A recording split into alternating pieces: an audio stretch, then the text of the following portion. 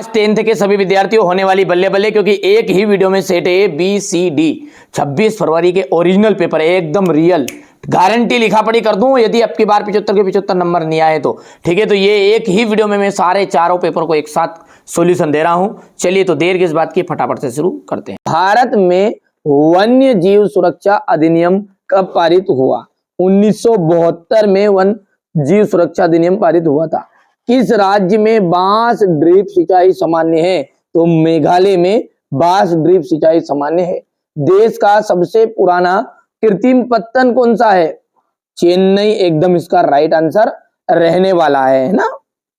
1804 की जो एक नागरिक संहिता हुई थी उसे किस नाम से जानते हैं? तो उसे नेपोलियन संहिता के नाम से जाना जाता है। ठीक है, शांति से करो, धीरे से पढ़ो ताकि आधी ज्यादा चीज याद भी हो। ठीक है, भारत में साइमन कमीशन का जो बहिष्कार किया गया, क्यों किया गया था? देखिए, साइमन कमीशन का एक टीम गठित की गई थी, उसमें जो सरकार के द्वारा किए गए काम में है उनको उन कमेटियों के द्वारा बताया जाना था। तो वो उसमें कोई भी सदस्य भारतीय नहीं थे, अंग्रेज थे। अब जब सारे अंग्रेज थे तो क्यों अपने सपोर्ट में बोलते थे कि भैया यहाँ काम नहीं हुआ, वो तो उनकी सरकार तरफ ही बोलेंगे। ठीक है, तो इसलिए किया गया था क्योंकि उसमें कोई भी सदस्य भारतीय नहीं था।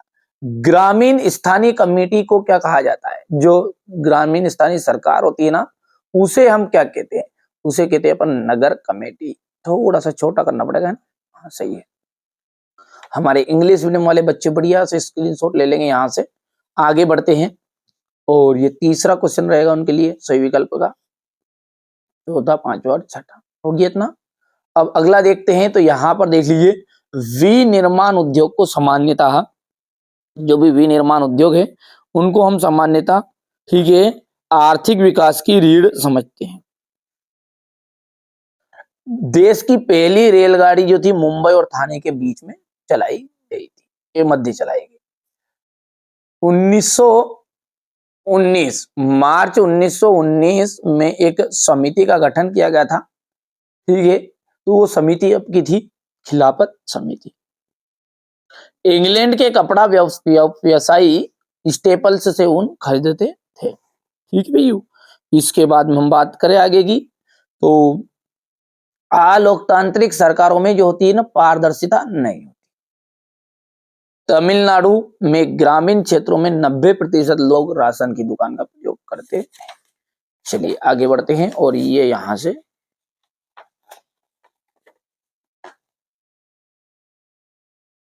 जो क्वेश्चन नंबर 2 का हमारे रिक्त स्थान है हमारे इंग्लिश मीडियम वाले बच्चों के लिए। अब क्वेश्चन नंबर जो 3 है, पहला विश्व युद्ध 1914 से 1918 के बीच हुआ था। सूती कपड़ा मिल डिचर्ड आर्कराइड आ जाएगा। बेल्जियम की जो भाषा है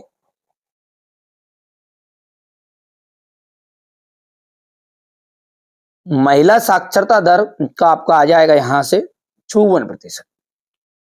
सरकार का जो बेहतर रूप है वो लोकतांत्रिक सरकारों का बेहतर।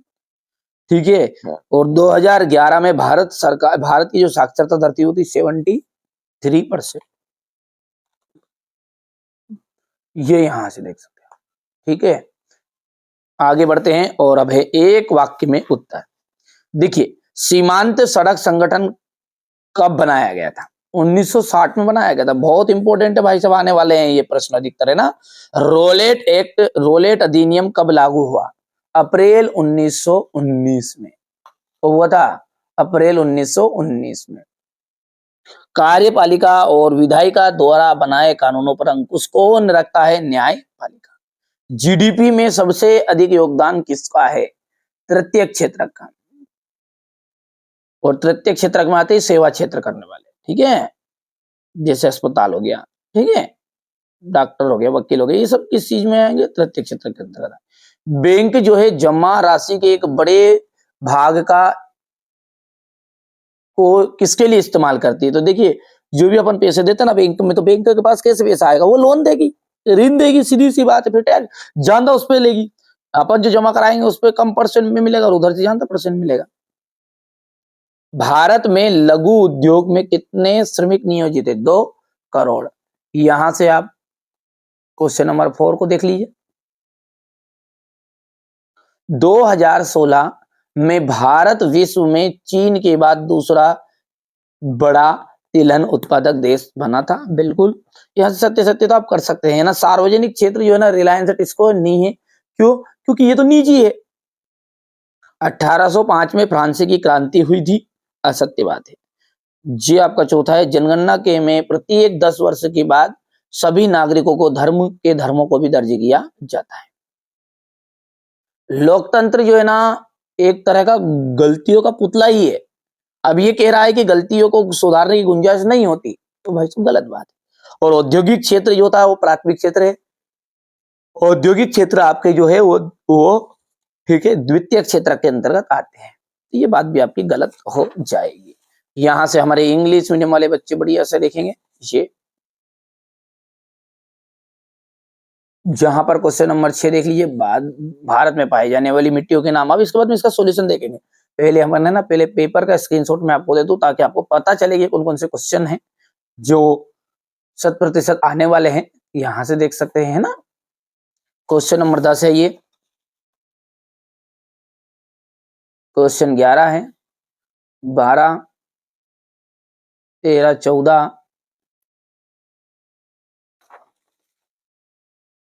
ये क्वेश्चन नंबर आपको 15, 16, ठीक है, ये क्वेश्चन नंबर 17 है, 18 हो गया।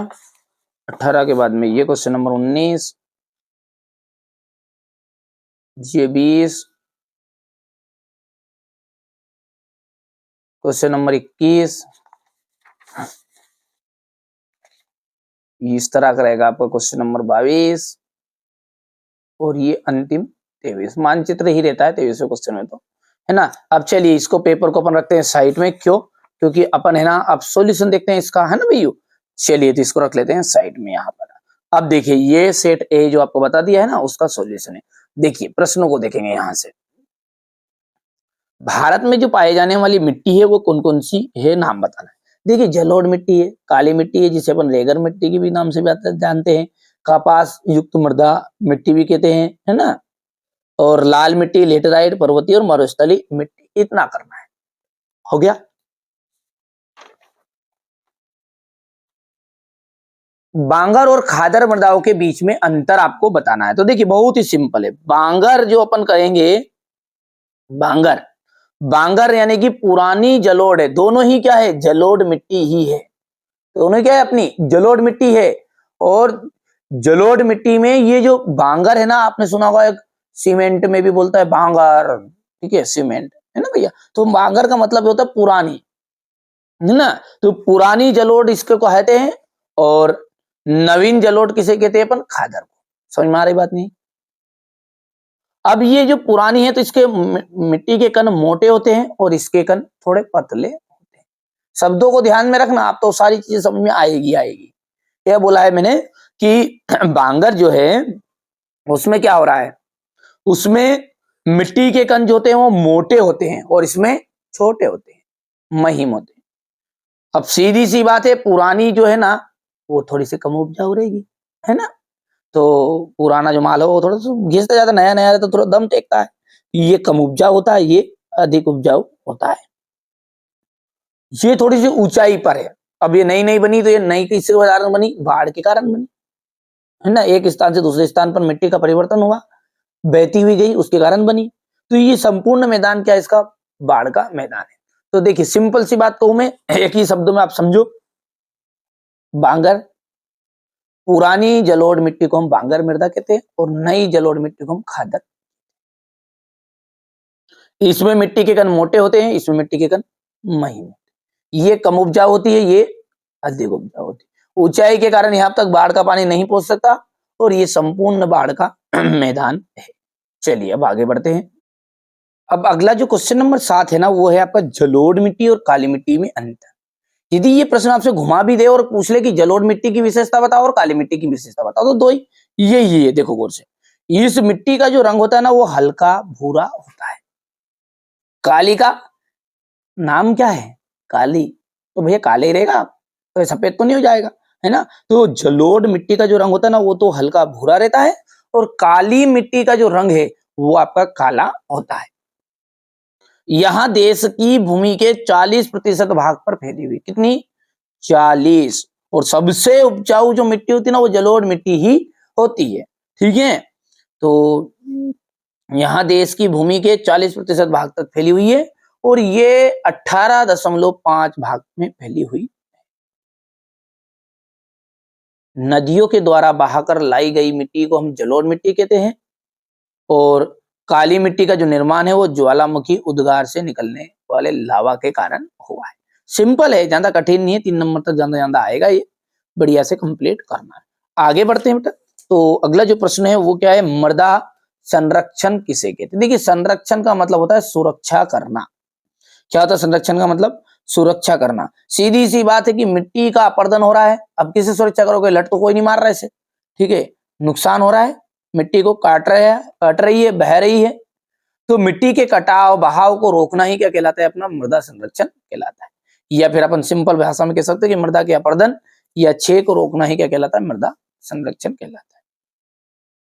अगला प्रश्न देखते हैं, गन्ना जो है वो नगद दाम की फसल है, क्यों। चलिए इसको समझाते हैं, आने वाला ही ये तो है ना।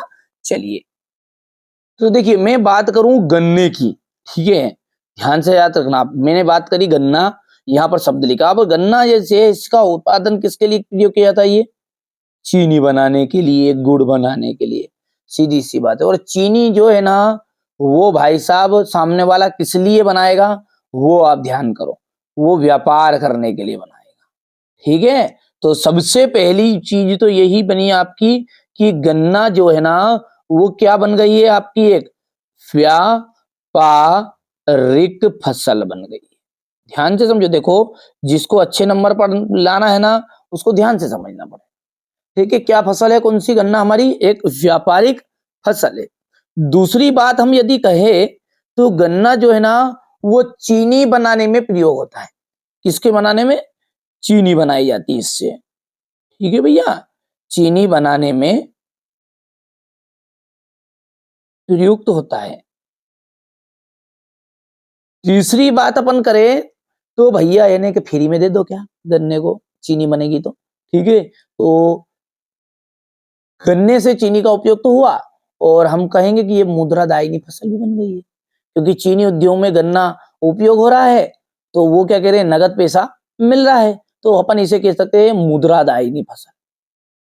क्या कहते हैं अपन, मुद्रादायिनी फसल, जो अपने पैसे को अपने को पैसे प्रदान कराती है। तो 3 चीज शब्द पकड़ लो, बस याद रह जाएगा कि गन्ना क्या है, अपनी व्यापारिक फसल है, इसका उपयोग अपन किस में करते हैं, चीनी बनाने में करते हैं, और ये चीनी उद्योग में प्रयोग होने के कारण ये अब एक महत्वपूर्ण मुद्रा दायिनी कृषि उपज बन गई है। तो ये सिंपल है, अतः स्पष्ट कह सकते हैं अपन कि गन्ना जो नगद दाम की फसल है। यहां से बढ़िया से इस तरीके से लिखोगे है ना बेटा, आप तो इन इसको फॉलो करिए बिल्कुल, इन बच्चों की तरह आप भी टॉपर बनोगे, घबराओ मत। ठीक है, मेरी जवाबदारी है आपको अच्छे नंबर दिलाने की, जितनी चीजें बता रहा हूं ना उतने कंप्लीट करने पड़ेंगे, बस सीधी सी बात है ना भैया। चलिए तो ये हो गया आपका क्वेश्चन नंबर 8, और छोटा छोटा कर दूं ताकि ये पूरा स्क्रीनशॉट आपका कवर हो जाएगा। हो गया, आगे बढ़ते हैं। अगला प्रश्न है, रबी और खरीफ की जो फसल है उसमें अंतर है।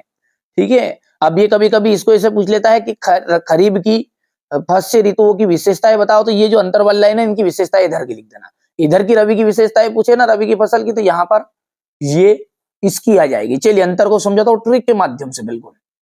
तो देखिए मैंने एक तरफ लिख लिया खरीफ और दूसरी तरफ लिख लिया रबी। यदि देखिए अब ध्यान से देखना, एक ही चीज को ध्यान में दिमाग में बैठा लो, और उसको भी मैं ट्रिक के माध्यम से बैठा दूंगा, नहीं बैठेगा तो। देखिए खरीफ यानी कि क्या हो जाएगा, सोयाबीन अपन बोते हैं, वो खरीफ की फसल है। रबी, रबी की बात करें तो इसमें आ जाएगा आपका गेहूं, बस इन शब्दों को ध्यान रखो। अच्छा, दो रबी में कितने हैं आपके, गेहूं, गाम और हा दो यहाँ पे भी चना, ये दोनों चीजें कब हो जाती है आपके। ठीक है, वो चीज दिमाग में बैठा लो और पूरा अंतर आपके सामने समझ में आ जाएगा। सबसे पहले अपन सोयाबीन की बात करें ना, खरीफ की फसल की बात करें, तो कब बोते हैं भैया, वर्षा ऋतु में बोते हैं। बोते यानी बोते बोतो, जल्दी से बोलो। ठीक है, कब बोते हैं, वर्षा ऋतु के आगमन पर इसको बोया जाता है। इसको भैया ठंड में, और ठंड को अपन कहते हैं शरद ऋतु। ठीक है, क्या कहते हैं ठंड को? शरद ऋतु कहते हैं। तो खरीफ की जो फसल है वो कब बोई जाती है? सोयाबीन की तो बोती है, तो उदाहरण दिया अपने को, शब्द इनका यूज करना है ना।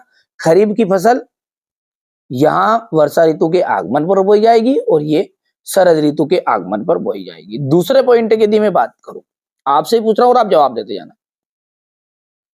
ये फसल जो होती है ये पकती है, तो इनको पकने में कम समय लगता है कि ज्यादा लगता है? तो आप बोलोगे कि पकने में तो हम भैया सोयाबीन बहुत जल्दी पक जाता है, 45 दिनों वाले भी आ गए, 75 दिन के देख लिए हमने, तो पकने में कम समय लगता है। और इधर क्या होगा भैया? अधिक समय लगेगा, सीधी सी बात है। तो खरीफ की जो फसल है, इन फसलों को पकने में कम समय लगता है, इनको पकने में अधिक समय लगता है। दो चीजें क्लियर भैया। पहला बताया अपन ने कि वर्षा ऋतु के आगमन पर बोई जाएगी, शरद ऋतु के आगमन पर बोई जाएगी। इनको पकने में कम समय लगेगा, तो इनको पकने में अधिक समय लगेगा। तीसरे पॉइंट की और आगे बढ़ते हैं। अब जब पकने में कम समय है तो भाई साहब पैदा क्या फिर वहां 50-30 कुंटल एवरेज दे देगा क्या? नहीं देगा। 5, 10, 12 इतना तक। और गेहूं 25 से 30 तक, कहीं कहीं 35 तक भी निकल जाता है, ऐसा नहीं है। ठीक है, तो अपन बोलेंगे कि इनका उत्पादन, पूरा नोट्स भी दूंगा, मैं याद कराने का प्रयास कर रहा हूं। उत्पादन जो है प्रति हेक्टेयर 2.5 एकड़ का शायद 1 हेक्टेयर होता है, हमारे इधर तो एकड़ चलता है। हाँ, 2.5 एकड़ का 1 हेक्टेयर होता है। तो इनका उत्पादन जो होता है ना प्रति हेक्टेयर कम होता है। जब कम समय है तो भाई साहब जो चीज लंबे समय तक रहेगी उसका उत्पादन अधिक होगा। बोलो कि इन फसलों का उत्पादन प्रति हेक्टेयर कम होता है और इन फसलों का उत्पादन प्रति हेक्टेयर अधिक होता है। चौथे बिंदु की ओर आगे बढ़ते हैं। तो ये जो खरीफ की जो फसल है ना आपकी, कब काटी जाती है? तो बोई तो दिया आपने वर्षा में, काटोगे कब? सितंबर से अक्टूबर में।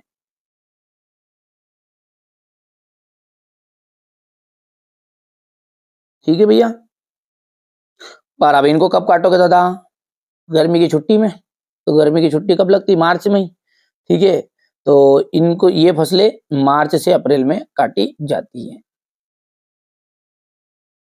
समझ में आ रहा भैया? उदाहरण लिख दो बट पांचवा कोई सा भी, पांचवा उदाहरण लिख दो। कौन सा पांचवा लिखोगे? कि उदाहरण के लिए अपन सोयाबीन लिख ही दिया मैंने वहां पे, धान लिख दो, सोयाबीन लिख दो, और इधर आपका लिख दो गेहूं, चना। समझ में आया क्या बोला है मैंने आपको? सबसे पहली चीज है मैंने यही बताई आपको कि खरीफ की जो फसल है ना वो आपकी वर्षा ऋतु के आगमन पर बोई जाती है। रबी की फसल है ना शरद ऋतु के आगमन पर बोई जाएगी। इन फसलों को पकने में कम समय लगता है, इन फसलों को पकने में अधिक समय लगता है। इन फसलों का जो उत्पादन है कम है तो उत्पादन भी कम होगा, और जब अधिक समय है तो उत्पादन भी अधिक होगा प्रति हेक्टेयर के हिसाब से। ये फसलें सितंबर से अक्टूबर के बीच में काट ली जाती है, और ये मार्च से अप्रैल में काटी जाती है। इनकी प्रमुख फसल कौन कौन सी है? यहाँ पे फसल लिख, ये खरीफ फसल। उदाहरण लिख देना, सीधी सी बात, यहाँ पर बच्चों ने गलत लिख दिया, आप उदाहरण करके लिख दो। ठीक है भैया, आगे बढ़ते हैं। बढ़िया से आप तो कंप्लीट करो, स्क्रीनशॉट ले लेना है ना, नहीं लिया तो ये यहाँ से, इसके बाद में ये यहाँ से।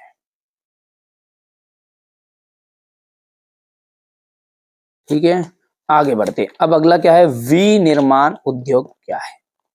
ठीक है, देखो ये जो आप कागज देख रहे हो, सीधी सी बात, ये कागज किससे बना है आप खुद बताओ। यहाँ पे लिखा है कागज बना है बांस से। जो अपन शक्कर का यूज करते हैं, चीनी, वो किससे बनती होती है? अपनी गन्ने से बनती होती है।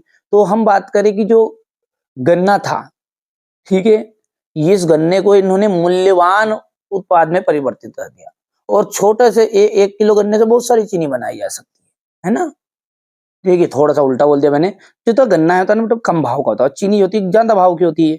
ठीक है, तो जो गन्ना होता है, 1 कुंटल गन्ने की यदि बात करें अपन, तो 13 किलो उससे चीनी बनती है। अभी रेट में यदि आप देखोगे ना, तो वो गन्ने से ज्यादा रेट की हो गई। ठीक है, 13 किलो तो चीनी बन गई, 30 किलो उससे खोई बनती है। और 5 लीटर शीरा बनता है, और कुल मिलाकर हम यदि मोटे मोटे तौर पे जोड़े ना तो 1000 रुपए का माल उससे बनता है। ठीक है, तो ये आपको ध्यान में रखना है। ये बोल रहा है कि कच्चे पदार्थ से को मूल्यवान उत्पाद में परिवर्तित करके अधिक मात्रा में वस्तुओं का निर्माण करते हैं, उत्पादन करते हैं, तो उसे अपन कहते हैं विनिर्माण।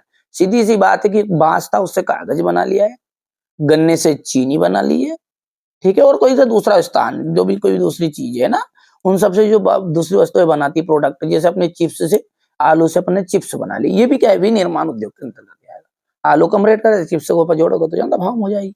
चलिए आगे बढ़ते हैं। स्पष्ट कीजिए कि कृषि और उद्योग किस प्रकार साथ साथ बढ़े। बहुत इंपॉर्टेंट और सिंपल है, सिंपल है। यदि मैं बात करूं आपसे, अब थोड़ा सा इसको ध्यान से समझो है ना, ताकि आपको समझ में आए। देखिए भारत क्या है, हमारा कृषि प्रधान देश।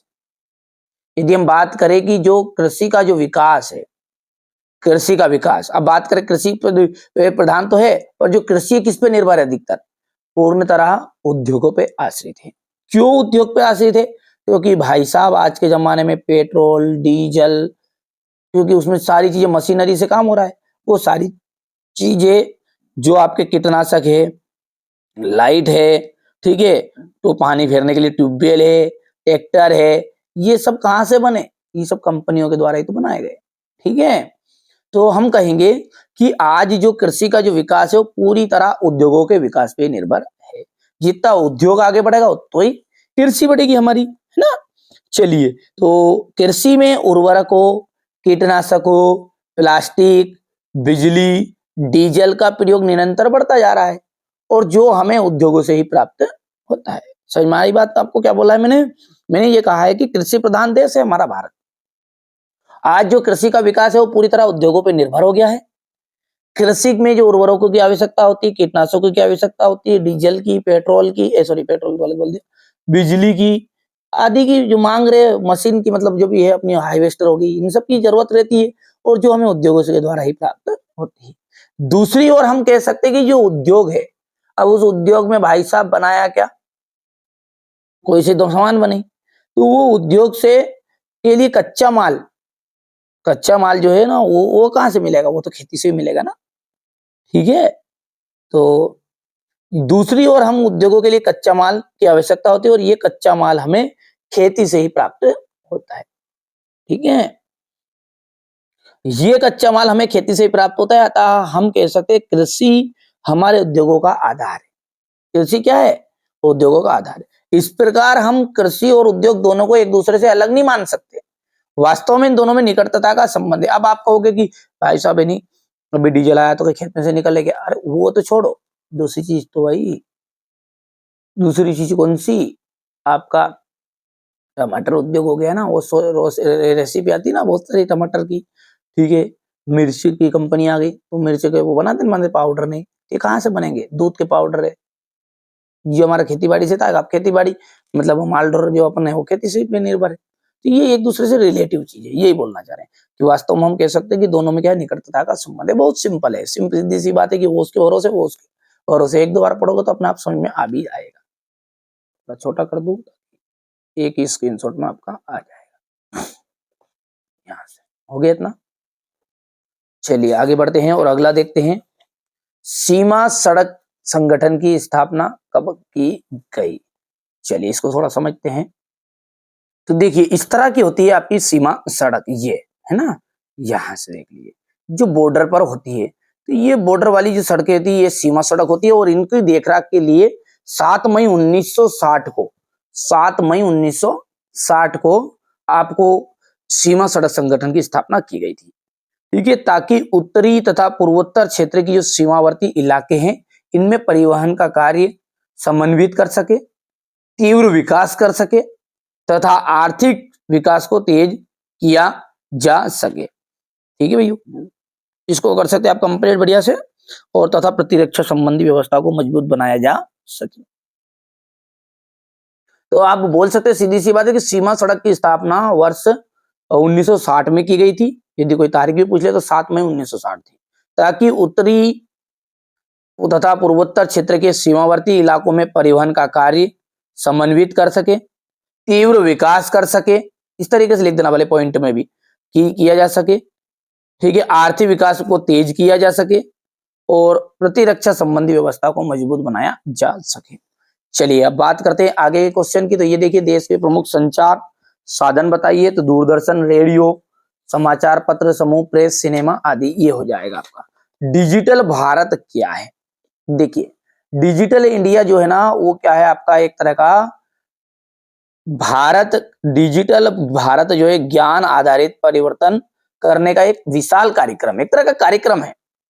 तो अपन बोलेंगे ज्ञान आधारित परिवर्तन के लिए भारत को तैयार करने के लिए क्या है, ये विशाल कार्यक्रम है। क्या होता है इसमें?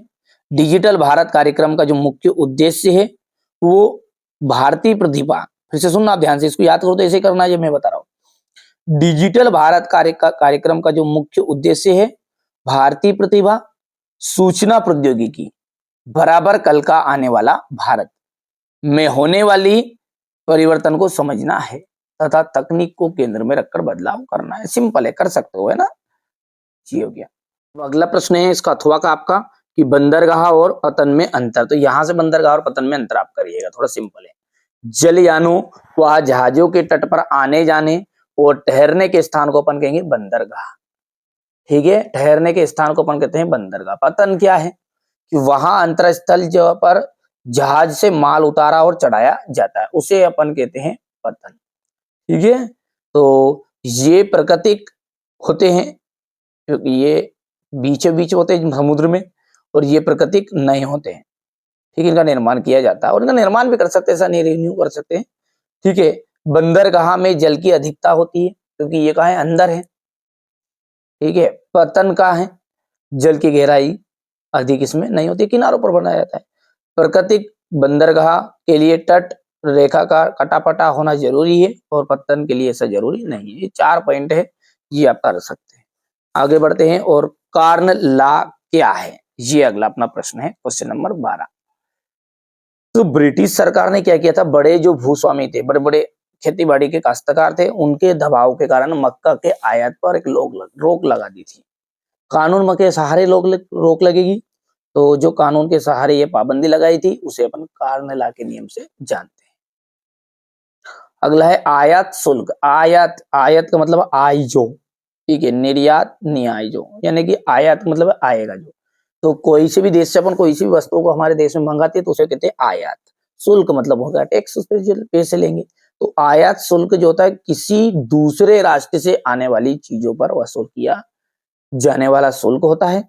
यहाँ कर या टैक्स बोल सकते हैं, शुल्क बोल सकते हैं, उस जगह से लिया जाता है जहां से वस्तु देश में अर्थात सीमा पर, बंदरगाह या हवाई अड्डे पर। हो गया। अगला है इसके में स्पिनिंग जेनी मशीनों पर हमले क्यों किए? ब्रिटेन की महिलाओं ने स्पिनिंग जेनी मशीन पर हमले क्यों किए? तो देखिए, जेम्स हरग्रीव्स द्वारा 1764 में बनाई गई इस मशीन ने कताई की प्रक्रिया को तेज कर दी थी, श्रमिकों की मांग घटा दी थी क्योंकि एक ही पहिया घुमाने वाला मजदूर बहुत सारी तकलियों को घुमा देता था। मतलब कई धागे बन जाते थे ये। ठीक है, बहुत सारे मजदूरों का काम एक ही मशीन कर रही थी। अब ये कारण क्या हुआ फिर कि बेरोजगारी की आशंका के कारण नए मजदूर जो थे नई प्रौद्योगिकी से चिढ़ते थे। जब उन पर उद्योग में स्पिनिंग जेनी मशीन का प्रयोग किया गया, जब उन उद्योगों में स्पिनिंग जेनी का मशीन शुरू किया गया तो हाथ से ऊन काटने वाली औरतें इस तरह की मशीनों पर हमला करने लगी। ठीक है, क्योंकि उनको बेरोजगारी होने की आशंका थी। जेनी के इस्तेमाल का यहाँ टकराव लंबे समय तक चलता रहा। तो ये आप यहाँ से स्क्रीनशॉट ले लेना। सेठ हुकुमचंद कौन थे? देखिए, सेठ हुकुमचंद कौन थे? तो 1917 में कोलकाता में देश की पहली जूट मिल लगाने वाले मारवाड़ी व्यवसायी थे। एक तरह के मारवाड़ी व्यवसायी थे जिन्होंने चीन के साथ व्यापार किया था। अगला क्वेश्चन है आपका वेलम और प्लाटेन से क्या आशय है? देखिए, वेलम क्या है? चर्मपत्र या जानवरों की चमड़े से बनी लेखन सतह है।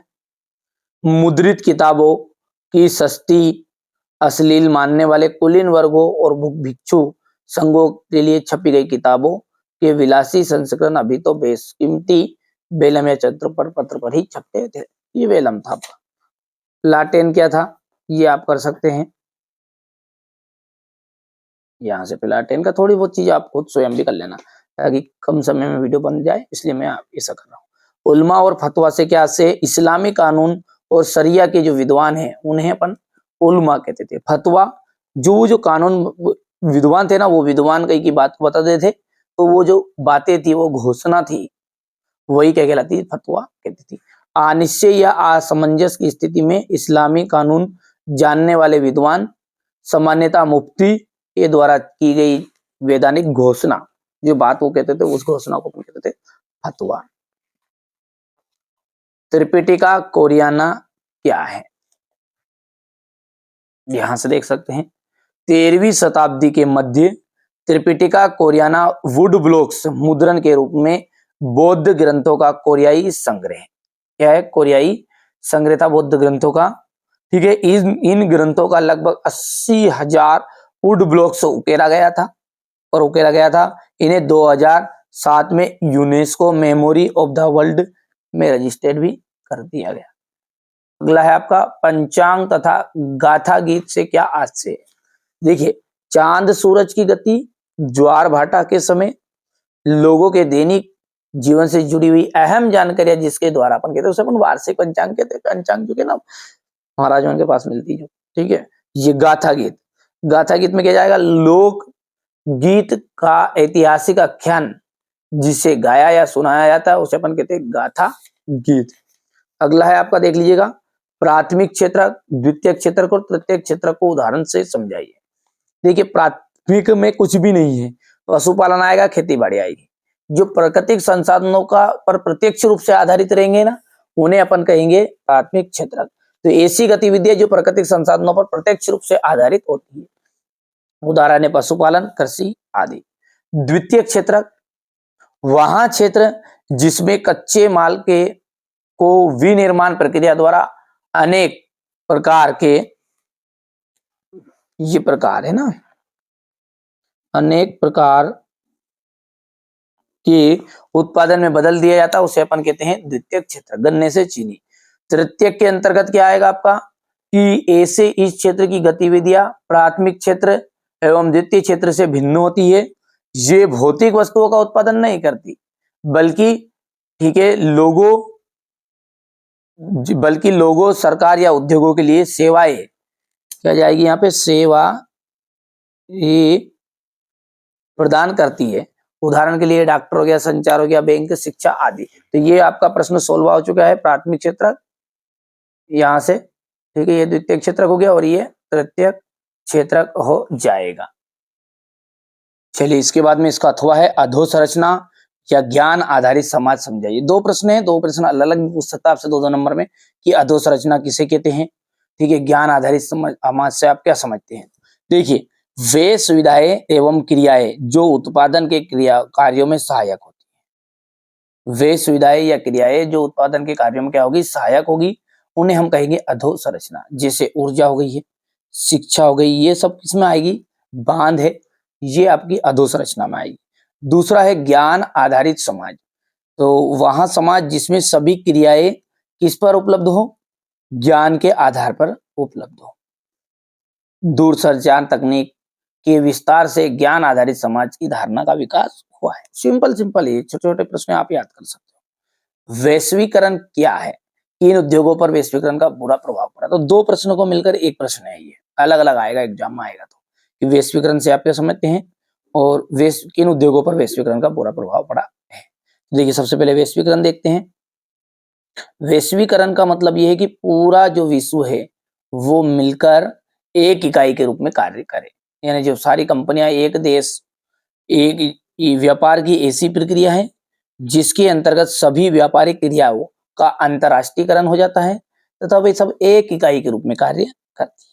सिंपल है, क्या बोला है कि यहाँ एक ऐसी प्रक्रिया है जिसके अंतर्गत सभी व्यापारिक क्रियाओं का अंतरराष्ट्रीयकरण हो जाता है और वे एक इकाई के रूप में कार्य करने लगती है। इसे अपन कहते हैं वैश्वीकरण। अगला इसी का टुकड़ा है ये, और प्रश्न अलग आएगा, परीक्षा में आएगा तो ये अलग से ही, कि किन उद्योगों पर वैश्वीकरण का बुरा प्रभाव पड़ता है। तो देखिए, बैटरी, संधारित्र, ये उत्तर है यहाँ से, तो है ना।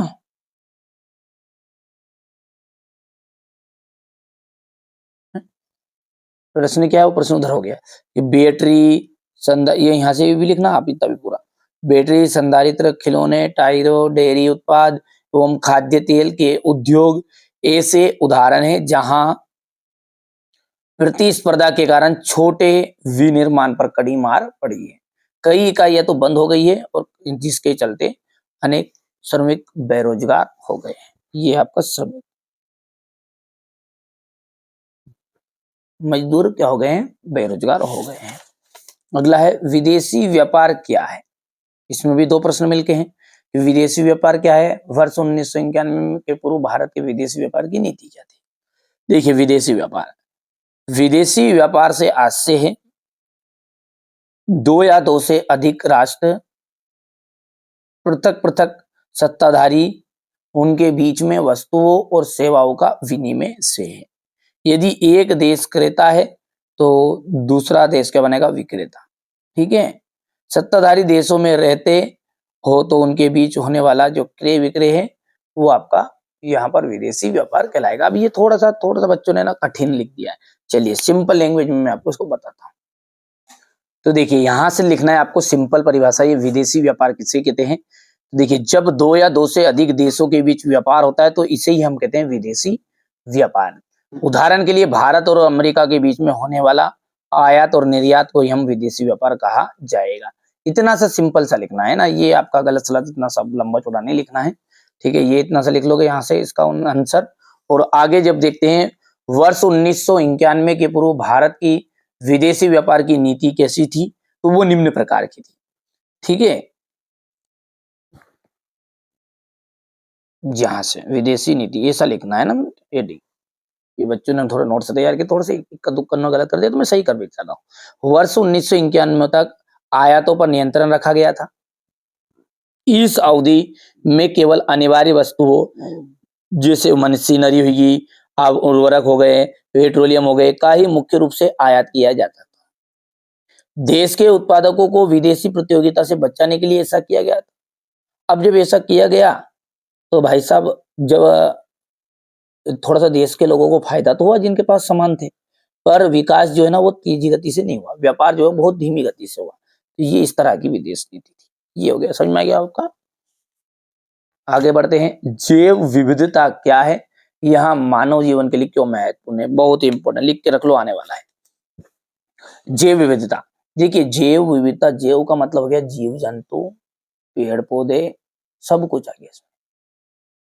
ठीक है, चाहे जंगली हो चाहे पालतू हो, जंतु जीव जंतु हो गए और पेड़ पौधे हो गए, ये सबकी जो अधिकता है, इनकी सबकी जो मात्रा है, यानी इनका सबका जो समूह है, संगठन है, सब मिला के क्या कहलाता है, आपका जैव विविधता कहलाता है। तो किसी भी प्राकृतिक प्रदेश में पाए जाने वाले जंगली तथा पालतू जीव जंतु एवं पेड़ पौधों की प्रजातियों की अधिकता को ही हम कहते हैं जैव विविधता। सिंपल है, दो चीजें शामिल है इसमें, केवल जंगली हो चाहे पालतू जीव जंतु हो और पेड़ पौधे हो, दोनों मिलाकर के कहला जाएगा आपकी जैव विविधता। अच्छा, मानव के लिए क्यों महत्वपूर्ण है, मानव और दूसरे जीवधारी एक जटिल पारिस्थितिक तंत्र का निर्माण करते हैं। ठीक है, जिसका अभी पारिस्थितिक तंत्र का जो निर्माण करते हैं उसमें मनुष्य क्या है, उसका एक मात्र हिस्सा है। मनुष्य नहीं करेगा अकेला, है ना। जब अपनी आवश्यकताओं के लिए प्रत्यक्ष या अप्रत्यक्ष रूप से जीवधारी तथा मनुष्य जो होता है ना, अपनी आवश्यकताओं के लिए प्रत्यक्ष और अप्रत्यक्ष रूप से जीवधारियों पर निर्भर करता है। क्योंकि मानव को जीवित रहने के लिए भोजन की जरूरत है, पानी की जरूरत है और हवा की जरूरत है, और इन्हीं जीव जंतु एवं वनस्पतियों से ये सब कुछ प्राप्त होता है। तो इसलिए हम कह सकते हैं कि अब जैव विविधता हमारे मानव के लिए महत्वपूर्ण है। क्यों है, समझ में आ गया, क्योंकि जैव विविधता में पेड़ पौधे भी आ गए और पेड़ पौधे से हमें फल मिलेगा। भोजन कहाँ से बनाओगे, उस पेड़ पौधों के कारण ही तो बनेगा। ठीक है, चाहे गेहूं तो वो भी पेड़ पौधे में आ गए सारी चीजें। ठीक है, जीव जंतु आ गए, जैसे दूध है तो ये अपने गाय बेचते, इसमें जीव जंतु आ गए, पाल तो कोई भी चीज। ठीक है, कोई सी भी सामान है तो इन सबकी जरूरत किससे पड़ेगी अपने को, जैव विविधता से। इसलिए अपन कह सकते हैं मानव जीवन के लिए बहुत ही महत्वपूर्ण। यहाँ से हो गया इतना, इसके बाद में ये यहाँ से करना है। क्वेश्चन नंबर जो 19 है, भारत में वनों को कितने वर्गों में बांटा गया है, या फिर आपसे ये प्रश्न अलग अलग भी पूछ सकता है, आरक्षित वन, रक्षित वन और अवर्गीकृत वन किसे कहते हैं। तो भारत में वनों को निम्न वर्गों में बांटा गया है। आरक्षित वन, देश के आधे से ज्यादा वन को आरक्षित वन घोषित किए गए। यहाँ वन और वन्य प्राणियों के संरक्षण के मूल्यवान की बात कही जाए तो इन्हें बहुत अधिक मूल्यवान माना गया है। रक्षित वन, ये भी आप पढ़ सकते हैं कि वन विभाग के अनुसार देश के कुल वन क्षेत्र का 1/3 भाग रक्षित वन के अंतर्गत गया है। इन वनों को और अधिक नष्ट होने से बचाने के लिए इनकी सुरक्षा की जाती है। अवर्गीकृत जो बंजर भूमि है, वन हो गए और बंजर भूमि हो गई, व्यक्ति या समुदाय के स्वामित्व में जो है वो सारे अवर्गीकृत वन के अंतर्गत आ गए। सिंपल है, कर सकते हैं, ज्यादा समय नहीं लगेगा, इसलिए मैं थोड़ा जल्दी जल्दी बता दिया। अब बात करते क्वेश्चन नंबर 19 की। इसमें आपका एकात्मक शासन का अर्थ बताइए, स्पष्ट कीजिए तथा दोष बताने। एकात्मक शासन क्या है? एकात्मक शासन वहां शासन है जिसके अंतर्गत संविधान के द्वारा शासन की जो समस्त शक्ति है वो केंद्रीय सरकार में निहित कर दी जाती है। किसमें? केंद्र सरकार में। यानी केवल एक ही प्रकार का शासन चलेगा, केंद्र सरकार की चलेगी, कोई राज्य सरकार की नहीं चलेगी। ये भारत में नहीं है। भारत में संघात्मक शासन है, या संघीय शासन बोल सकते हैं। उसमें राज्य सरकार अलग, मुख्यमंत्री अलग फैसले लेगा और केंद्र सरकार अलग फैसले लेगा। अभी वहां पर क्या होता है, एकात्मक शासन चीन में है जैसे, तो ये वहां पर केवल एक ही व्यक्ति की चलेगी। शासन के टुकड़े तो बटे हैं पर चलेगी किसकी? एक व्यक्ति की। समझ में आगे बात नहीं? जो केंद्र सरकार रहेगी। एकात्मक शासन का वहां शासन होता है जिसके अंतर्गत संविधान तथा शासन की जो समस्त शक्ति वो केंद्रीय सरकार में निहित कर दी जाती है और स्थानीय सरकारों के अस्तित्व एवं शक्तियां केंद्रीय सरकार की इच्छा पर निर्भर करती है। अब बात करें कि ये शासन में ये दोष है, तो भाई सीधी सी बात है, दोष होंगे थी, सभी को एकता के तन में थोड़ी रख सकते हैं ना। तो एकात्मक शासन संपूर्ण शक्ति केंद्रीय शासन में निहित होती है, अतः स्वाभाविक रूप से यह भय रहता है कि केंद्रीय शासन सभी क्षेत्रों में अपनी मनमानी करने नहीं लग जाए। प्रांतीय शासन की सफलता नागरिकों की राजनीतिक चेतना पर निर्भर करती है, किंतु यह राजनीतिक चेतना एकात्मक शासन में ठीक प्रकार उत्पन्न नहीं होती। तीसरा दोष यह है कि एकात्मक शासन में जनता को शासन के सभी स्तरों पर सक्रिय रूप से भाग लेने का अवसर नहीं मिलता। इसलिए शासन शक्ति सरकारी कर्मचारी के हाथ से केंद्रीय हो जाती है और नौकरशाही शासन स्थापित हो जाता है। ये छोड़ सकती है या अवसर नहीं मिलता है, यहां तक भी कर सकते हैं आप। ठीक है, एक समान अवसर नहीं मिलता। तीसरा है जहां छोटे राज्य हो वहां एकात्मक शासन थोड़ा बहुत भले ही सफल हो जाए, लेकिन बड़े क्षेत्र जैसे भारत हो गया, क्षेत्रफल की दृष्टि से, जनसंख्या की दृष्टि से, ऐसे राज्यों ऐसे देशों में भाषा नस्ल अलग अलग रहती है, तो यहाँ पर एकात्मक शासन काम नहीं करता।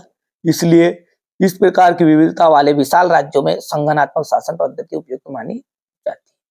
अब ये यदि प्रश्न यही प्रश्न है जिसको घुमा के पूछ ले कि संगठनात्मक शासन क्यों महत्वपूर्ण है, तो ये इतनी चीजें लिखना आप। यदि ऐसा पूछ ले कि एकात्मक शासन से संगठनात्मक पद्धति उपयुक्त है क्यों, संगठनात्मक शासन पद्धति उपयुक्त मानी जाती है क्यों, तो भी ये चीजें लिखनी। इतने से तीसरा पॉइंट है कि छोटे राज्यों में एकात्मक शासन भले ही सफल हो जाए, लेकिन बड़े क्षेत्रफल में जनसंख्या की दृष्टि जिनका क्षेत्रफल अधिक है, ऐसे बड़े राज्यों में बड़े देशों में एकात्मक शासन नहीं चलाया जा सकता। ठीक है, संस्कृति की विविधता हो जाए जिसमें जहां पर भाषा नस्ल और धर्म की संस्कृति हो वहां पर शासन नहीं कर सकते एकात्मक शासन के द्वारा। ठीक है, इस प्रकार की विविधता वाले देश राज्यों में हम संगठनात्मक शासन की पद्धति उपयुक्त मानते हैं। ठीक है भैया, चलिए ये तो हो गया अपना, ले लिया होगा स्क्रीनशॉट इनका भी। क्वेश्चन नंबर जो 19 है वो क्या है, संघीय शासन व्यवस्था क्या है, संघीय व्यवस्था की महत्वपूर्ण विशेषताएं बताइए। तो जिन राज्यों में संविधान के द्वारा ही केंद्रीय और सरकार और प्रांतीय सरकारों के बीच शक्ति विभाजन कर दिया जाता है, ऐसा प्रबंध कर दिया जाता है कि इन दोनों पक्षों में कोई एक अकेला इस शक्ति का में परिवर्तन नहीं कर सके, सॉरी इस शक्ति में परिवर्तन कर सकेगा, उसे हम कहते हैं संघीय शासन। तो ये विशेषताएं होगी यहाँ से संघीय शासन की। ठीक है, और इसके अलावा भी आपको 4 विशेषताएं करनी, यहाँ पे 2 ही विशेषताएं लिख दी है ना। कितनी करोगे, 4 विशेषताएं करना है। चलिए वो अगले वीडियो में आपको बता भी दूंगा। यहाँ से आप एटीएम का अर्थ बता देख सकते हैं।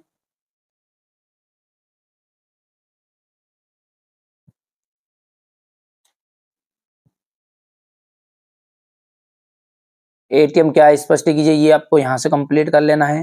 ठीक है, एटीएम के बारे में सब कुछ जानते हो, सिंपल लैंग्वेज में लिख दिया है ताकि कम समय में जानकारी मिल जाए। थोड़ा सा वीडियो लंबा बन रहा है इसलिए यहाँ पर इतना। ठीक है, अब आप आगे कर लेना। यदि आप कहोगे तो ये जो लॉन्ग लॉन्ग क्वेश्चन इनको एक सेपरेट वीडियो में अलग से भी समझा दूंगा अभी से। ठीक है, इतना कर लेना यहाँ से। इसके बाद में ये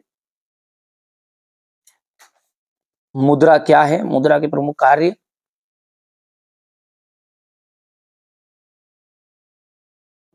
ये हो गया कार्य में।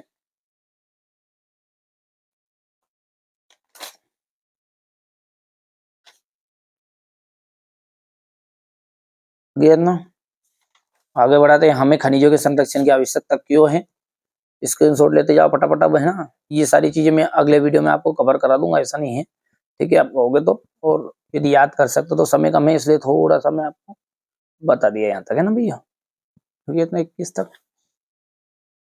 इसके बाद में ये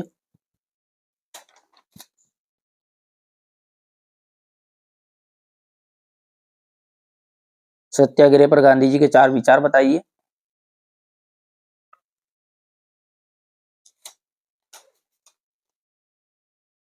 गांधी जी ने असहयोग आंदोलन वापस लेने का फैसला क्यों लिया।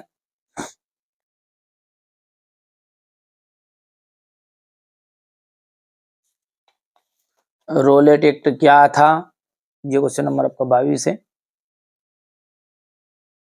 भारत के लोग रोलेट एक्ट के विरोध में क्यों थे। और ये राजनीतिक दल क्या है। चलिए तो अपना यहाँ पर अब सेट बी का अपन पूरा सॉल्यूशन देखेंगे। बिल्कुल मैंने आपसे पहले कहा है शुरुआत में कि ऐसी चीजें बताऊंगा जो 100% श्योर आ रही है। चलिए तो आगे बढ़ते हैं। तो एक महत्वपूर्ण सूचना सभी बच्चों के लिए, देख लीजिए यहाँ पर ये जो ऐप है इसको आपको इंस्टॉल कर लेना है, नाम पढ़ लेना है, देख लेना। कोई भी ओरिजिनल चीज़ रात में आएगी ना तो मैं यहीं पे डालूंगा, है ना। यहाँ से ये अपने को फॉलो करके रख लेना है यहाँ पर। ठीक है, कई बार क्या होता है, कई सारे बच्चों के पास ये शो नहीं हो रहा है, तो आप थोड़ा सा एक बार सेटिंग को देख लेना आपकी। ठीक है भैया, ये शो हो जाएगा। आपको बिल्कुल ओरिजिनल चीज़ यदि रात में आती है तो उसको इस पर डालूंगा और सुबह डिलीट कर दूंगा। तो ये क्या है, बहुत सारे बच्चे के बाद में देखेंगे ना तो शो नहीं हो पाएगा। ठीक है, इसलिए अभी आइएगा और इंस्टॉल करके नहीं फॉलो करके रख लेना, है ना भैया। अब तो बढ़िया से चिंता मत करो। कौन सी रबी की फसल है, तो चना एकदम राइट रहेगा। देश का सबसे पुराना कृत्रिम पत्तन कौन सा है, चेन्नई एकदम राइट रहेगा। सीमांत सड़क संगठन कब स्थापित किया गया, तो 1960 में सीमांत सड़क संगठन की स्थापना की गई थी। ठीक है, आगे बढ़ेंगे तो भविष्यवाणी के अनुसार 2025 में जो लोग हैं 20 करोड़ लोग लगभग, ठीक है, जल की नितांत कमी को झेलेंगे। सिहली को श्रीलंका में कब राजभाषा घोषित किया गया था, तो 1956 में। पृथ्वी का कितना भाग जल से घिरा हुआ है, 3/4। चलिए आगे बढ़ते हैं और यहां से अपन देख सकते हैं पहला क्वेश्चन है ये। ठीक है, इतना रहेगा। इसके बाद में ये चौथा, पांचवा और छठा। अब है मनुष्य का वस्तु निर्माण करने का जो कार्य है वो उद्योग कहलाता है। कपास, कपास क्या है, नए युग का प्रतीक है। ठीक है, और जातिवाद पर आधारित सामाजिक विभाजन केवल कहां पर मिलता है देखने को, तो भारत में ही मिलता है। भारतीय संविधान में भारत को राज्यों का संघ घोषित किया गया। ठीक है, अगला देखते हैं कि भारत में सड़क जाल जो है वो लगभग 56 लाख किलोमीटर है। आगे बढ़ेंगे और अगला क्वेश्चन जो है ना वो देख लीजिए यहाँ पर। ठीक है भैया, इंग्लिश मीडियम वाले बच्चों का रहेगा। मैंने कहा ना आप ध्यान से समझो, अच्छे से समझो, सारी चीजें मैंने पहले से भी सोल्व कर रखी है बढ़िया से, ताकि कम समय में जानकारी मिल जाए। वायु प्रदूषण का जो कारण है वो है कार्बन मोनोऑक्साइड। क्या है, कार्बन मोनोऑक्साइड। करेंसी, करेंसी आ जाएगा, देश की सरकार उसे प्रतिगृहित करती है। चाय, चाय का आ जाएगा असम। गैर प्रजातंत्री देश चीन। ठीक है, और नेपोलियन का जो हार है उसका जाएगा 1815, और कांडला का आपके जाएगा गुजरात। हो गया इतना। चलिए इसके बाद में अपन यहां से बात करते हैं जोड़ी की, ये कंप्लीट करेंगे। अब अगला है आपका एक वाक्य में उत्तर। ठीक है, हवाई जहाज, बर्तन और तार बनाने के लिए किस धातु का प्रयोग किया जाता है? तो एल्यूमिनियम का। साइमन कमीशन कब भारत पहुंचा? 1928 में। लैंगिक विभाजन किस पर आधारित है? सामाजिक अपेक्षाओं पर। राजधानी जो है बेल्जियम की, वो क्या है? ब्रुसेल्स है। जीडीपी में सबसे अधिक योगदान किस क्षेत्र का है? प्रत्येक क्षेत्र का है। उद्योग की स्थापना व विस्तार व निवेश की नीति को क्या कहते हैं? उदारीकरण कहते हैं। चलिए यहां से हो गया ये। बेरोजगारी की जो आशंका थी ना, उसके कारण नए प्रौद्योगिकी मजदूर नई प्रौद्योगिकी को पसंद करते थे। गलत भैया, ये जब बेचारे बेरोजगार हो जाएंगे तो नई प्रौद्योगिकी से चिढ़ते थे। भारतीय संघ की कई इकाइयां को बहुत ही कम अधिकार है। बिल्कुल राइट बात है। भारतीय रेल मार्गों की लंबाई एशिया से सबसे अधिक है। असत्य। ये सत्य सत्य आप कंप्लीट कर सकते हैं, है ना? ये हो गया इतना। अब है सही जोड़ी। काली मिट्टी की विशेषताएं आपको बतानी है। मृदा अपरदन से क्या तात्पर्य है? ठीक है, मृदा अपरदन के कारण बताइए। यहां से क्वेश्चन नंबर ये 7 है आपका। ठीक है, इसके बाद में ये क्वेश्चन नंबर 8। ठीक है, इसके बाद में यहाँ से आधारभूत उद्योग से क्या आशय है? वायु प्रदूषण को नियंत्रित करने के उपाय। ये पूरा पेपर का सॉल्यूशन मैं आपको दूंगा। ठीक है, बढ़िया से आप तो कंप्लीट करो, है ना? आपकी बार 90 पार हमारा मिशन चल रहा है। ये पेपर देख लो पहले, पूरा सॉल्यूशन समझाते फिर आगे ना। उस मिशन में आपको शामिल होना है तो बेटा 6 पेपर करने पड़ेंगे। एक पेपर से कोई काम नहीं चलने वाला है। ठीक है भैया, ये अच्छे से तैयारी कर लो आप। तो ये कोई रियल पेपर नहीं, हाँ, पर इन्हीं में से आपका रियल पेपर बनेगा, ये बात को ध्यान रखिएगा। ये क्वेश्चन नंबर 15 है। गुटेनबर्ग है। ये क्वेश्चन नंबर 16, ये 17 हो गया है। इसके बाद हम आगे की बात करें तो क्वेश्चन नंबर 18,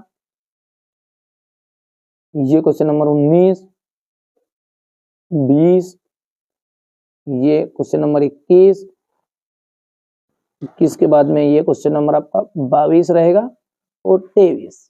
तो ये चलिए, तो यहां से अपन क्वेश्चन नंबर 6 को समझते हैं। पहला है काली मिट्टी की विशेषताएं। तो देखिए, काली मिट्टी जो होती है ना, वो बहुत ही छोटे छोटे कणों से मिलकर बनी।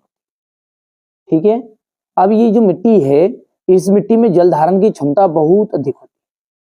ठीक भैया, जो अपने इधर बोई जाती है ना? ये अधिकतर इस इलाके में जिसमें कपास की खेती कर सकते हैं ना, जो अपन देखते हैं ना, जो फट जाती है थोड़ी सी, जैसे उसमें अपन पानी गर्मी के मारे जाते हो, दरार बड़ी पड़ जाती है। दरार बड़ी बड़ी इसमें पड़ती है।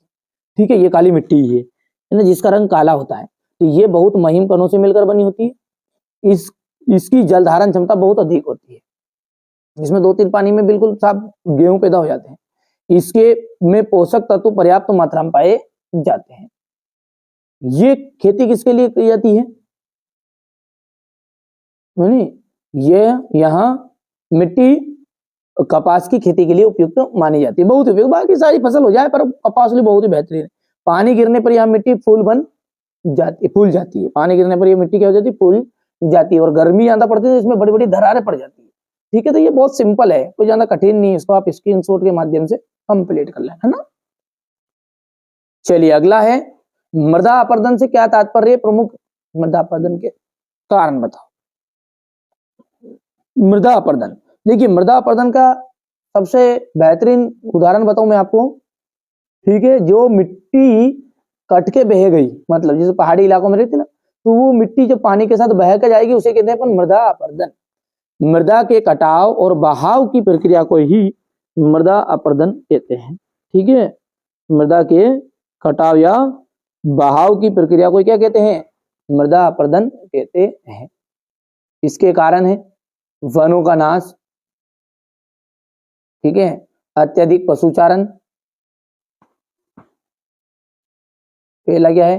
वनों का नाश है, अत्यधिक पशुचारण।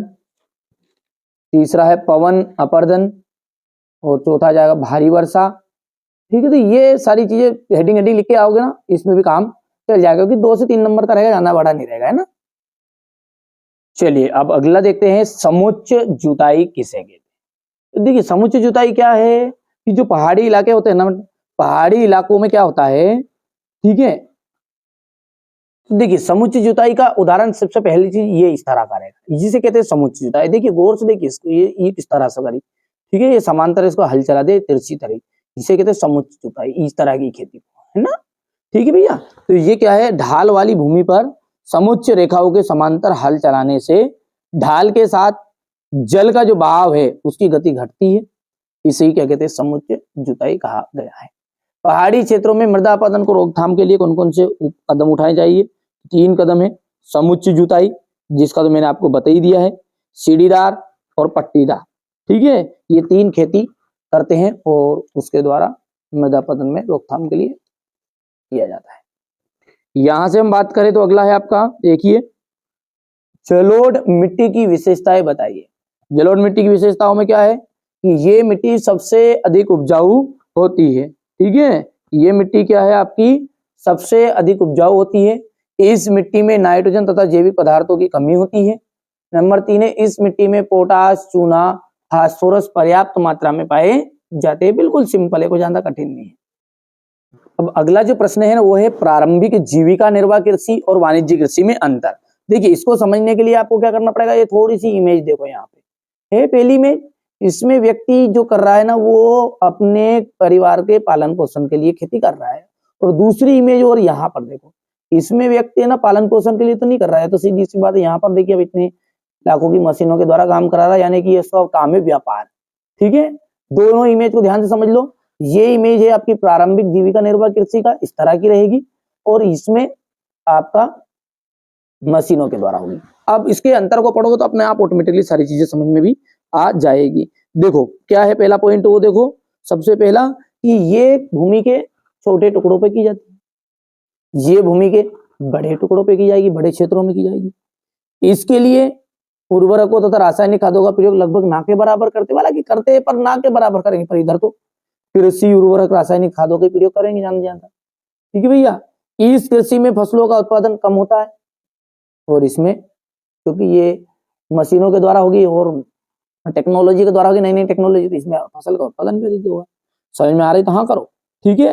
ये क्या है कि इस कृषि, यहाँ कृषि भूमि के छोटे टुकड़ों पर करेंगी, ये भूमि के बड़े क्षेत्रों पर की जाएगी। इसके लिए रासायनिक उर्वरकों का प्रयोग लगभग ना के बराबर रहेगा, इसमें उर्वरकों का प्रयोग किया जाएगा। इस कृषि में फसलों का उत्पादन कम होता है, इसमें अधिक होता है। यहाँ पर हम बात करें प्रारंभिक कृषि की, तो इसमें पुराने औजारों के द्वारा प्रयोग किया जाता है, जैसे अभी मैंने बताया ही आपको, लकड़ी के हल के द्वारा, इनके द्वारा, और इसमें कृषि यंत्रों के द्वारा खेती की जाएगी। इसका उद्देश्य क्या है, परिवार का पालन पोषण करना होता है, और इसका उद्देश्य क्या है, व्यापार करना होता है। तो ये इतने सारे पॉइंट है, जो जमे 3-4 पॉइंट वो कर लेना है ना, यहाँ से अपन स्क्रीनशॉट लो, हो गया इतना। इसके बाद में ये दूसरा हिस्से कर लेना, बढ़िया से कंप्लीट करो आप, कोई दिक्कत नहीं है ना। अब यहाँ पर इसका अथवा है, भारत में उगाई जाने वाली मुख्य रेशेदार फसलें कौन कौन सी है। तो कपास, जूट, सन और प्राकृतिक रेशम भारत में उगाई जाने वाली 4 प्रमुख रेशेदार फसलें हैं। इनमें से पहली 3 मृदा में फसल उगाने से प्राप्त होती है, और चौथा रेशम के कीड़े के कोकून से प्राप्त होती है, जो शहतूत के पेड़ की हरी पत्तियों पर पलता है, ठीक है। बहुत सिंपल है, पढ़ोगे जिसमें समझ में आएगा सारी चीजें। चलिए अब आगे बढ़ते हैं, और अगला क्वेश्चन क्या है अपना, आधारभूत उद्योग क्या है, से क्या से। देखिए आधारभूत का मतलब है कि जो दूसरे उद्योगों के लिए आधार का काम करें, कच्चे माल की तरह काम करेंगे, सीधी सी बात ये है। तो हम कहेंगे कि वे उद्योग जो अन्य उद्योगों के आधार होते हैं, इनके उत्पादन और अन्य उद्योगों के निर्माण तथा संचालन के काम में आते हैं। इनके जो उत्पादन है वो नहीं, ठीक है, इनका उत्पादन लिख दो आप, तो इनके क्यों करो, इनका उत्पादन अन्य उद्योगों के निर्माण तथा संचालन के काम में काम आते हैं। जैसे लोहा इस्पात उद्योग हो गया, लोहा इस्पात, तांबा प्रगलन और एल्यूमिनियम प्रगलन उद्योग आदि। आगे की बात करें तो वायु प्रदूषण को नियंत्रित करने के उपाय, तो वायु प्रदूषण को नियंत्रित करने में क्या आएगा, सबसे पहले कारखानों की चिमनियों की ऊंचाई बढ़ा देनी चाहिए, तथा उनसे निकलने वाली हानिकारक गैसों के प्रभाव को कम किया जाना चाहिए या किया जा सकता है, ठीक है। कारखानों की चिमनियों को ऊंचाई बढ़ा देंगे तो उनसे निकलने वाली जो हानिकारक गैसें रहेगी उनका प्रभाव कम हो जाएगा। दूसरा है कारखानों में कम से कम प्रदूषण होने वाले ऊर्जा संसाधनों का उपयोग करना चाहिए, जैसे सौर ऊर्जा हो गई, सौर पैनल हो गया है। इनके द्वारा अपन वायु प्रदूषण को काफी हद तक नियंत्रण कर सकते हैं।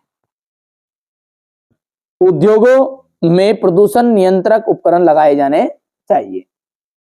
चौथा है आपका औद्योगिक इकाई की स्थापना से पूर्व ही प्रदूषण अनुमान लगाकर उसको नियंत्रित करने के साधन जैसे वनस्पति आवरण आदि कारखाना परिसर में विकसित किया जाना चाहिए। तो ये इतनी चीजें तो आपको कंप्लीट करनी, 3 तो कर लेना, 4 मत करना, भले 3 याद कर लेना, है ना। हो गया इतना, यहां से। अब है सड़क परिवहन के 2 गुण। आपने देखा होगा कि जो सड़कें हैं, सीधी सी बात, सड़कों पहचानता हर एक बच्चे की इमेज में है ना। सड़क जो होती है उबड़ खाबड़ जगहों पर बना सकते हैं, रेल को नहीं बना सकते भाई साहब, रेल के लिए सीधी पटरी चाहिए, है ना। तो सड़कें उबड़ खाबड़ जगहों पर बनाई जा सकती हैं। सड़कें गांव को शहर से जोड़ती है। छोटी और कम दूरियों के लिए तीव्र गति से परिवहन सड़कों के द्वारा ही होता है। यार हम बात करेंगे कि जरा सी दूर जाना आपको 2-4 किलोमीटर, तो उनके लिए सबसे तेज परिवहन किसके द्वारा होगा? सड़क के द्वारा। अब पता चले रियल में 2-4 किलोमीटर चले तो रुके ही नहीं हो जब तक, तो फिर ठीक है। तो यहां से देखो समझ में आ गई बात नहीं है। तो छोटी और कम दूरियों के लिए तीव्र गति से परिवहन सड़कों के द्वारा ही संभव। जल्दी खराब होने वाली वस्तुएं जैसे फल हो गया, सब्जी हो गया, अंडे हो गए, इनको उपभोक्ता तक, भले वो रेल से तो माल आ गया और उनको घर घर तक नहीं रेल जाएगी, बस के द्वारा, कार के द्वारा, मोटरसाइकिल के द्वारा, ठीक है, भले टेम्पो के द्वारा, भले साइकिल के द्वारा, कैसे जाएगा, ठेले के द्वारा कैसे जाएगा, माथा भर के ले जाए, सड़क पे तो जाए नहीं, ठीक है। तो ये आ जाएगा। जल्दी खराब होने वाली वस्तुएं जैसे फल, सब्जी, अंडे आदि को उपभोक्ता तक सड़क मार्ग के द्वारा ही पहुंचाया जाता है। इसके बाद में अगला है राष्ट्रीय राजमार्ग व जिला मार्ग में के बारे में बताइए। देखिए, राष्ट्रीय राजमार्ग देश के दूरस्थ भागों को जोड़ते हैं। ये प्राथमिक सड़क तंत्र हैं जिनका रखरखाव कौन करता है? केंद्रीय लोक निर्माण विभाग के अधिकार क्षेत्र में। ठीक है भैया। अनेक प्रमुख राष्ट्रीय राजमार्ग उत्तर से दक्षिण तथा पूर्व से पश्चिम दिशाओं में फैले हुए हैं। दिल्ली और अमृतसर, ये थोड़ा सा पढ़ लेना आप, है ना, थोड़ा सा लिख लोगे ना भैया आराम से। आगे बढ़ते हैं। इसके बाद में जिला मार्ग। जिला मार्ग क्या? जो वे सड़कें जो विभिन्न प्रशासनिक केंद्रों को जिला मुख्यालय से जोड़ती है, जिला मार्ग सड़कें कहलाती है। इन सड़कों की व्यवस्था का उत्तरदायित्व का काम किनका? परिषद का रहेगा। अब बहुत ही महत्वपूर्ण जो आना ही आना है, रेल परिवहन की अपेक्षा सड़क परिवहन क्यों महत्वपूर्ण है? देखिए, रेल परिवहन जो होता है ना, वो हालांकि सस्ता रहता है, सड़क क्या रहता है? महंगा रहता है, ठीक है, समझना बात को आप, है ना। पर लेकिन छोटी दूरी है और ग्रामीण क्षेत्र से कई की वस्तु ले जानी है, तो उनके लिए महत्वपूर्ण कौन है? सड़क है या रेल है? आप बताओ। सड़क। तो आप यहाँ पर समझ सकते हैं, सीधी सी बात है कि सड़क के द्वारा ये सारी चीजें जाएगी। तो यद्यपि सड़क जो है महंगा तो है थोड़ा सा रेल की अपेक्षा, क्योंकि रेल में थोड़ा सा कम पैसे में ज्यादा दूर तक जाएंगे, लेकिन जो सड़क है इसका बहुत अधिक महत्व है। सड़क परिवहन बड़े बड़े नगरों को एवं औद्योगिक केंद्रों को गांव से जोड़ते। पर्वतीय क्षेत्र, खनिज उत्पादक क्षेत्र जो उबड़ खाबड़ है, इनमें रेल नहीं चलाई जा सकती। इनमें केवल क्या चलेगी भैया? फोग नहीं चलेगा भाई साहब, रेल नहीं चलेगी, सड़क चलेगी, सड़क, ठीक है। तो उबड़ खाबड़ जगहों पर रेल नहीं चलाई जा सकती, अतः वहां सड़कों का ही विकास किया जाता है। सड़क परिवहन रेलों के द्वारा लाए गए सामान को जो नियत स्थान है, या मतलब उपभोक्ता रहता है, कस्टमर है, उस कस्टमर तक पहुंचाती है सड़क। रेल के द्वारा ढोए जाने वाले कच्चे माल को भी, ठीक है, यहाँ पर देख कहां थे अपन, अतः सड़कों के द्वारा विकास किया जाता। सड़क परिवहन रेलों द्वारा लाए गए सामान को नियत स्थानों तक पहुंचाया जाता है। और रेल द्वारा ढोए गए माल को भी रेल यार्ड तक पहुंचाया जाता है। किसके द्वारा? सड़क के द्वारा। शीघ्र नष्ट होने वाली वस्तुओं को गंतव्य स्थान तक पहुंचाने में रेलों की तुलना में सड़कें बहुत अधिक उपयोगी है। अंडा, मांस, दूध, फल, सब्जी आदि सड़क परिवहन के लिए अत्यधिक महत्व उपयोगी है। अब भैया आपको क्या करना है, ये चीजें ये ना इसमें से थोड़ा सा जो आपको लगे वो थोड़ा एक दो लाइन छोड़ देना, भले कोई दिक्कत नहीं, आपके इस तरह से समझ लिया आपने कि क्या बोल रहा है यहाँ पे कि जो रेल परिवहन है ना वो हालांकि सस्ता होता है, लेकिन जो सड़क परिवहन है वो, ठीक है, सड़क परिवहन है जब भी महत्वपूर्ण है, महंगा है जब भी, क्योंकि सड़क का महत्व अधिक है, क्योंकि ग्रामीण क्षेत्रों से शहरों तक सड़कें के द्वारा ही कोई भी वस्तुओं को पहुंचाया जाता है। उबड़ खाबड़ जगहों पर हम रेलों का विकास नहीं कर सकते, वहां पर सड़क ही बनाई जाती है। शीघ्र होने वाली वस्तुएं, खराब होने वाली वस्तुएं, यदि जो वस्तुएं रेल के द्वारा आती है उसको उपभोक्ता तक यानी कस्टमर तक सड़क परिवहन के द्वारा ही पहुंचाया जाता है, और उत्पादक के घर से यानी किसानों के घर से भी सड़क परिवहन के द्वारा ही उन वस्तुओं को रेल तक पहुंचाया जाता है। तो ये सब चीजें आप लिख सकते हो, कोई दिक्कत नहीं, मैंने लिखा है इसे लिखो, जरूरी नहीं है ना, कोई अपन कलेक्टर नहीं है कि साहब हम ही जो बताएंगे वही आंसर सही रहेगा, आपके हिसाब से भी कर सकते हो। भुला दे डर कुछ अलग कर, हे मानव तू स्वयं को जान ले, तू ब्रह्म का ही अंश है। क्या है कि ये मानव तू स्वयं को जान ले, ब्रह्मा का ही अंश है, तू सब कुछ कर सकता है, संभव है, सब कुछ संभव है, असंभव नहीं है कुछ भी ना। तो आप इसको करो कंप्लीट, ये इतना हो गया है, उसके बाद में ये यहाँ ठीक है, नहीं तो पता चले यहाँ भाषण देने के महात्मा जी बना दो, ठीक है, अब ये बननी है महात्मा जी का, महात्मा जी बन जाएंगे फिर बाद में। चलो, व्यापार से क्या आप क्या समझते हैं, स्थानीय और अंतर्राष्ट्रीय व्यापार में अंतर बताइए। तो व्यापार, व्यापार का मतलब है कि राज्यों और देशों के बीच वस्तुओं का आदान प्रदान जो है वही आपका व्यापार कहलाएगा। यदि ये व्यापार दो देशों के बीच में हुआ तो इसे अपन अंतर्राष्ट्रीय व्यापार कहेंगे, ठीक है। और स्थानीय व्यापार और स्थानीय व्यापार जो दो राज्यों में, मतलब गांव का गांव में होगा जो स्थानीय व्यापार, और दो देशों में होगा जो अंतर्राष्ट्रीय व्यापार, सीधी सी बात है। तो भाई साहब यहाँ पर स्थानीय व्यापार और अंतर्राष्ट्रीय व्यापार में अंतर है ना। अब भाई साहब स्थानीय में है तो तब तो जो तेरे इधर जो नोट चलेंगे वही देंगे। अंतर्राष्ट्रीय है भैया वो हमारे इधर का नोट अलग है, हम डॉलर वाले हैं भाई साहब, वो करेंसी ठीक है अलग है तुम्हारी रुपये वाली, तो समझ रहे बात को। तो यहाँ पर क्या है, एक ही मुद्रा प्रणाली का चलन होता है स्थानीय व्यापार, लेकिन इसमें अलग अलग मुद्राओं का चलन होता है। वो सामने वाला डॉलर में देगा, फिर अपन उसे बैंक में कन्वर्ट करा के ना पैसे लेंगे, ठीक है भैया। चलिए, तो इतना क्या है इसका, यहाँ एक ही मुद्रा प्रणाली चलन में होती है, इधर अलग अलग मुद्राएं होती है। श्रम और पूंजी में गतिशीलता पाई जाती है और इसमें गतिशीलता का अभाव होता है, थोड़ा समय लेता है व्यापार करने में इसमें।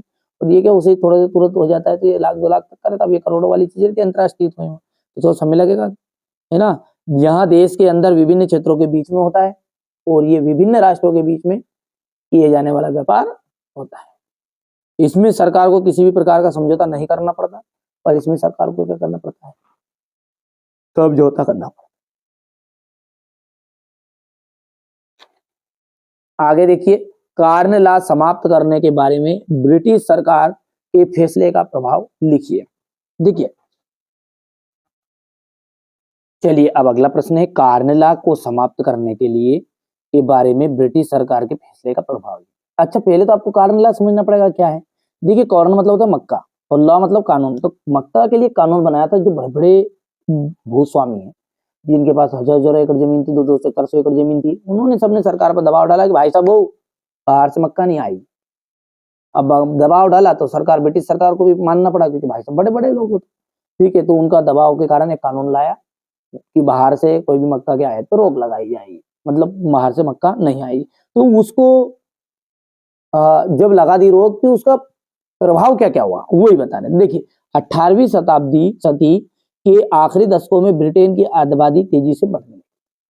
अब नतीजा ये हुआ कि देश में भोजन की मांग भी बढ़ी साहब, जैसे जैसे शहर फैले गए उद्योग भी बढ़ते चले गए, कृषि उत्पादकों की मांग भी बढ़ी। क्या बोल रहा है कि 18वीं शताब्दी के आखिरी दशकों में ब्रिटेन की आबादी तेजी से बढ़ी, तो जब जनता ज्यादा बढ़ेगी तो भाई साहब भोजन की मांग भी बढ़ी। अब जैसे जैसे शहर फैले वैसे वैसे उद्योग भी बढ़े, कृषि उत्पादकों की मांग बढ़ने लगी, कृषि उत्पादक महंगे होने लगे। दूसरी तरफ बड़े भूस्वामियों के दबाव में सरकार ने मक्का के आयात पर प्रतिबंध लगा दिया था। जिन कानूनों के सहारे सरकार ने यह प्रतिबंध लगाया था उसे कॉर्न लॉ कहा जाता था। खाद्य पदार्थों की ऊंची कीमतों से परेशान उद्योगपति और शहरी बंदिशों में सरकार को मजबूर कर दिया था कि वहां कॉर्न लॉ फौरन समाप्त कर दे।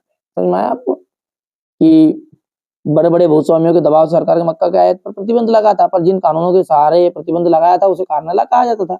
अब ये खाद्य पदार्थों की कीमतें ऊंची बढ़ी तो उद्योगपति और शहरियों की बंदिशों ने सरकार को फिर से मजबूर कर दिया कि साहब तुम तो कार्नेला हटाओ। तो ये कार्नेला का के बारे में प्रभाव था। यहाँ से इतना सा हो गया, इतना इसके बाद में ये हो गया। चलिए अब आगे है, भारतीय अर्थव्यवस्था पर महामंदी का प्रभाव लिखिए। महामंदी ने भारतीय व्यापार को फौरन प्रभावित किया।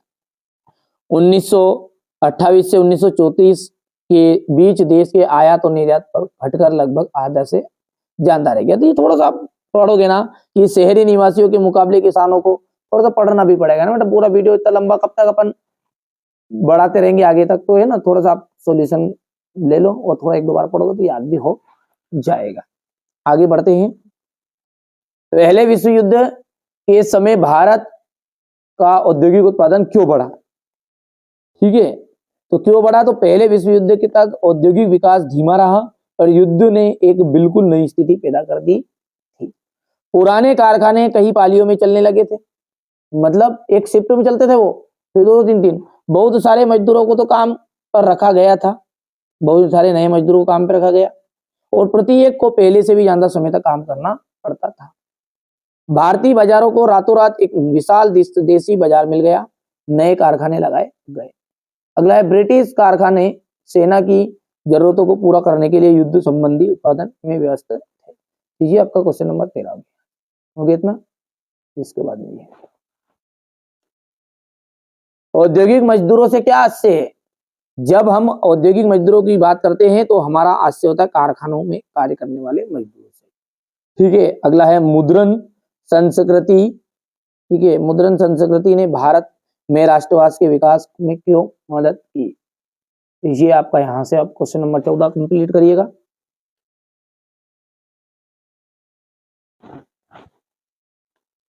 कंपोजिटर और गैली क्या है? ये तो सिंपल सिंपल है ना, इनको आप स्वयं कर सकते हो। ये बुक गुटका से क्या आशय है? ये 18वीं और 19वीं सदी में तोपखाने में नई तकनीकों के आने से क्या प्रभाव पड़ा?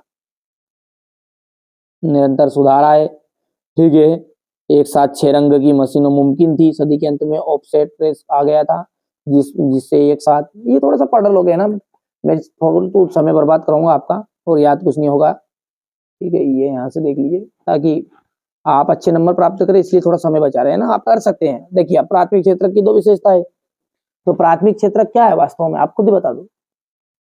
प्राथमिक क्षेत्र के आपका खेती बाड़ी संबंधित काम है ना, प्राकृतिक संसाधनों पर जो निर्भर करेगा वो प्राथमिक क्षेत्र के अंतर्गत है। तो यहाँ कृषि क्षेत्र होता है, यहाँ प्राकृतिक संसाधनों का सीधा उपयोग करता है।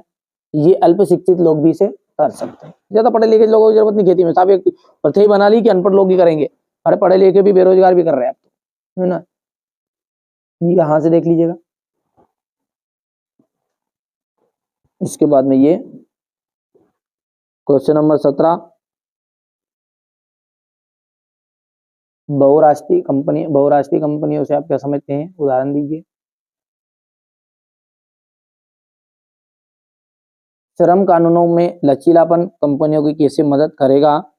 ठीक है, इतना गया है। क्वेश्चन नंबर ये आपका 18 है, यहां से देखिए।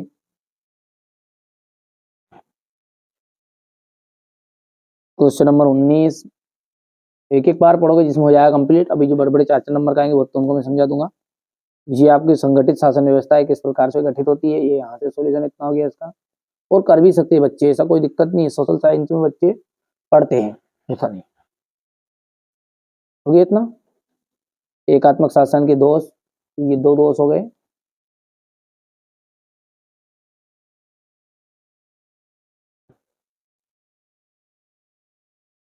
तीन दोष हो गए पूरे ना। विकास में ऋण की भूमिका, ये क्वेश्चन नंबर 20 है। क्या कारण है कोई बैंक कुछ कर्जदारों को बैंक तैयार नहीं होती कर्जा देने के लिए? तो 3 पॉइंट का लेना ज्यादा करने की जरूरत भी नहीं है इसमें, है ना। ठीक है भैया, इसके बाद में आगे बढ़ते हैं।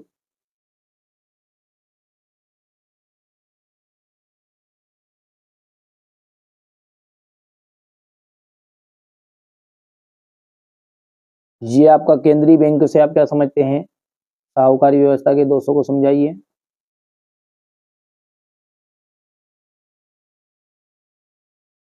हो गया इतना 3 तक। ये यहां से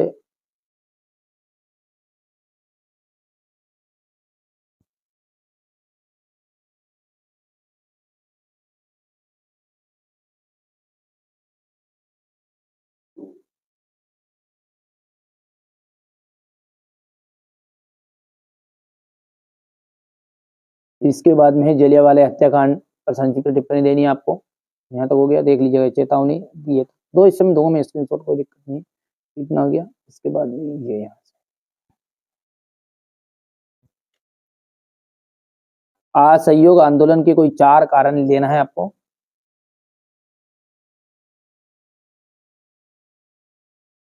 इसके बाद तीसरा और चौथा है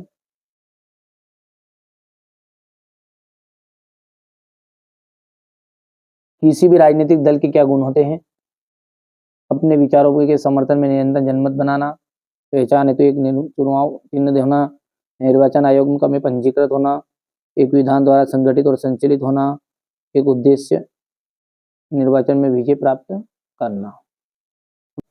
चलिए तो अपन है ना अब सेट सी का पूरा सॉल्यूशन देखेंगे। मैं तो सीरियल बाय सीरियल आपको पेपर प्रोवाइड कराते जा रहा हूं, बढ़िया से आप तो कंप्लीट करते जाना है। 1890 के दशक में रीडर पेस्ट नामक जो बीमारी है वो कहां फैली थी? अफ्रीका में फैली थी। गांधी जी ने साबरमती आश्रम की स्थापना कब की? 1916 में की थी। सरकार का कौन सा रूप बेहतर है? सरकार का जो रूप है वो है लोकतंत्र का। भूदान आंदोलन किसने चलाया? भूदान आंदोलन चलाया था विनोबा भावे जी ने। 2019 की महिला सांसदों की संख्या कितने फीसदी थी? तो 2019 के लोकतंत्र की जो थी वो यहाँ उसमें हमारी महिलाओं की संख्या थी 14.36%। संयुक्त राष्ट्र द्वारा मानव विकास सूचकांक किस वर्ष प्रकाशित किया गया? 1995। यहां से आप देख सकते हैं, ये है ना। चलिए इसके बाद में ये यहां से हो गया। असहयोग खिलाफत आंदोलन जनवरी 1921 में हुआ।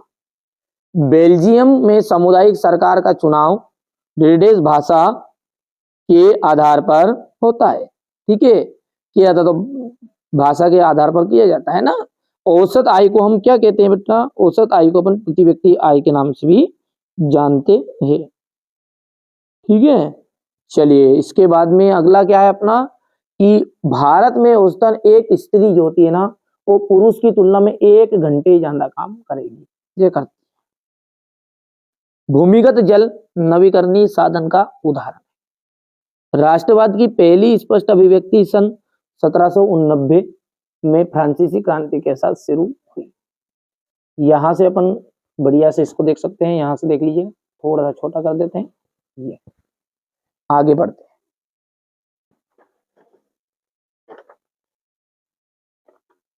इतना हो गया है।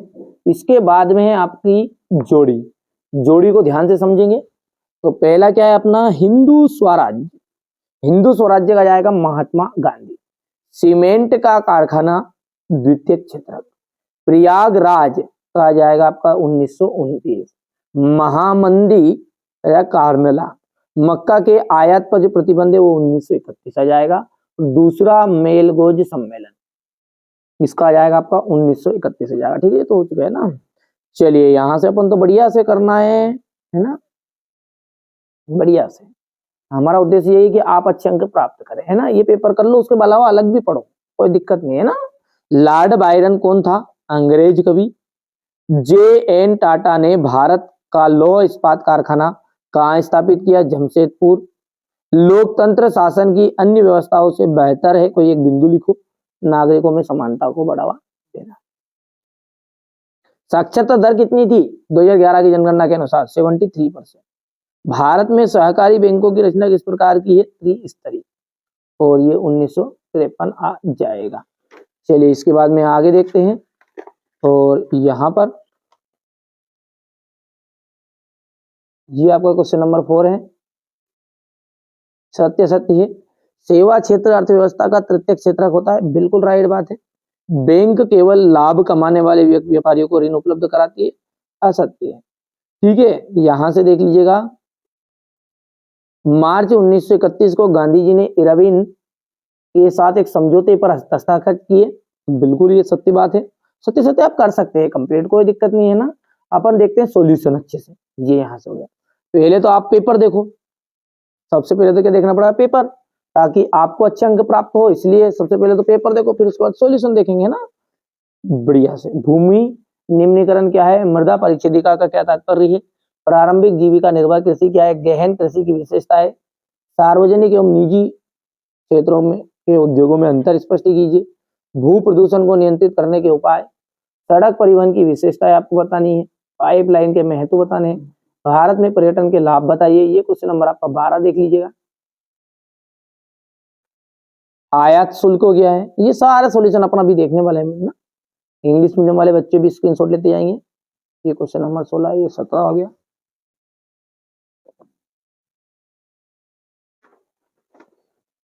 इसके बाद वन और वन्य जीव संसाधन में किस प्रकार वितरण कीजिएगा, एकात्मक शासन के दोष बताने हैं। ये क्वेश्चन नंबर आपका 20 है। ये इसका तो ये क्वेश्चन नंबर 21, सविनय अवज्ञा आंदोलन का वर्णन, बहुजन समाज पार्टी के सार्वभौम विचार व संगठन का वर्णन करना है। ठीक है, इसके बाद में ये क्वेश्चन नंबर 22 का तो और ये 23। ठीक है, चलिए तो ये सेट आपका सी है। चलिए अब कॉपी को रखते हैं साइड में और इसका सॉल्यूशन देखते हैं। क्वेश्चन नंबर 6 से क्या है, यहां पर संसाधन से क्या से है, इनके जीवन का, इनके हमारे जीवन पर क्या महत्व है। देखिए, संसाधन का मतलब क्या है, पर्यावरण में वे सारी की सारी वस्तुएं जो हमारी आवश्यकताओं को पूरा, जो मतलब क्या करेगी, हमारी आवश्यकताओं को पूरा करेगी तथा जिनको बनाने के लिए प्रौद्योगिकी का उपयोग करना पड़ता है, वो कहलाते हैं संसाधन। इनका हमारे जीवन में महत्व क्या है, आज संसाधन हमारी प्रगति के सूचक बन गए हैं। संसाधन मानव जीवन को सुखद व सरल बनाते हैं। संसाधन के कारण मानव ने अपनी बुद्धि और कौशल को बढ़ाया है। तो इतना क्या बोला है मैंने कि संसाधन क्या है वास्तव में, कि वे सारी की सारी वस्तुएं जो हमारी आवश्यकताओं की पूर्ति करेगी। ये पेन, ठीक है, ये कागज, ये मोबाइल, सब कुछ ये क्या है, आपके संसाधन है जो हमारी आवश्यकताओं की पूर्ति करेंगे। और जल संसाधन, वायु संसाधन, ये सब जानते हैं।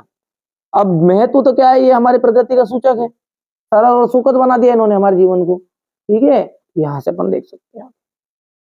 चलिए, ज्यादा कठिन नहीं है। बांगर क्या है, पुराने जलोढ़ मिट्टी को क्या कहते हैं, अपन बांगर कहते हैं। यहां नदियों द्वारा निर्मित प्राचीन मृदा है, पुरानी मृदा है, तो नाम क्या है, बांगर। नाम में लग रहा है कि पुराना नाम होगा, बांगर खांगर डांगर। ठीक है, तो ये क्या है, पुरानी जलोढ़ मिट्टी को कहेंगे अपन बांगर। यहाँ नदियों द्वारा निर्मित प्राचीन मृदा है, यहाँ स्लेटी रंग की चिकनी मृदा। चलिए अगला देखते हैं, भूमि निम्नीकरण क्या है। भूमि निम्नीकरण का मतलब होता है भूमि के उपजाऊपन में कमी आना, अर्थात प्राकृतिक तथा मानवीय कारणों से भूमि की गुणवत्ता में कमी आए तो इसे हम कहते हैं भूमि निम्नीकरण। मृदा परिच्छेदिका से क्या तात्पर्य है, मृदा में क्रमिक क्षैतिज परतों, विन्यास और उनकी स्थितियों को दिखाने वाले ऊर्ध्व काट को अपन मृदा परिच्छेदिका कहते हैं। ठीक है, इन्हें कहते हैं मृदा परिच्छेदिका, कि मृदा में क्रमिक क्षैतिज परतों और विन्यास और उनकी स्थितियों को दिखाने वाले ऊर्ध्व काट, ऊर्ध्व का मतलब होता है हिस्सा, खड़े काट को मृदा परिच्छेदिका कहते हैं।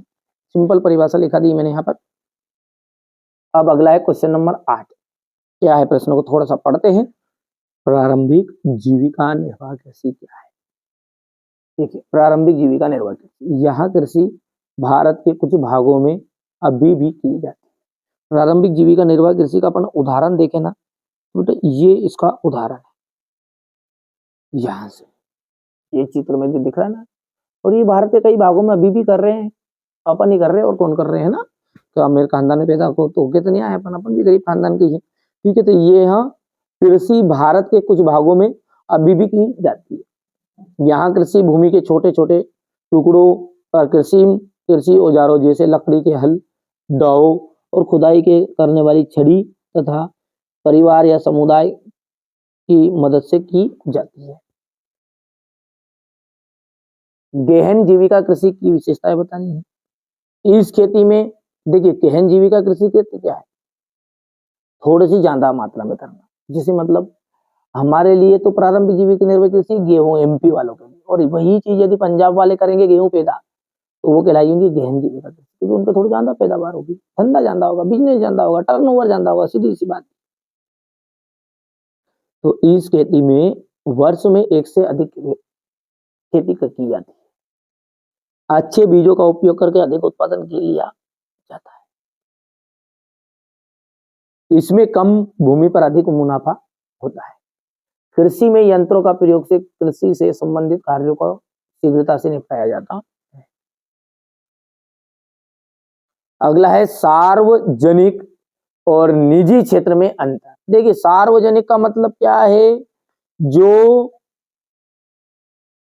ठीक है, जो सरकार के स्वामित्व में हो, ठीक है, वो जो सार्वजनिक उद्योग का स्वामित्व सरकार या सरकार के किसी संगठन के पास होता है।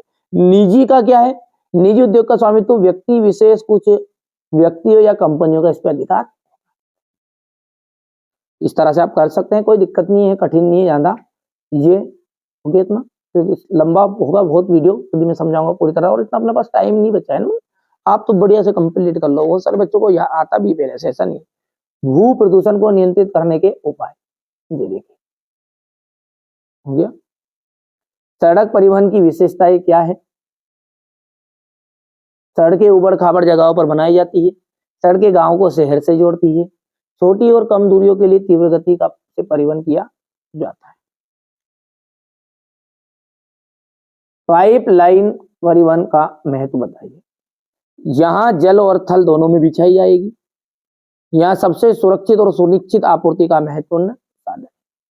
चलिए अब अगला प्रश्न है, भारत में पर्यटन उद्योग के लाभ बताइए। देखिए पर्यटन उद्योग जो है ना, यानी कि बाहर से जो घूमने आ रहे हैं उनके लिए जो ठीक है पर्यटन क्षेत्र है, उनसे जो सरकार को आमदनी होती है उसे अपन कहेंगे पर्यटन उद्योग के द्वारा लाभ आएंगे। ठीक है, इससे हमें बड़े पैमाने पर विदेशी मुद्रा प्राप्त होती है, पहली चीज। पर्यटन उद्योग से भारत में लगभग 39 मिलियन लोगों को रोजगार मिलता है, 2019 की रिपोर्ट है ये ना।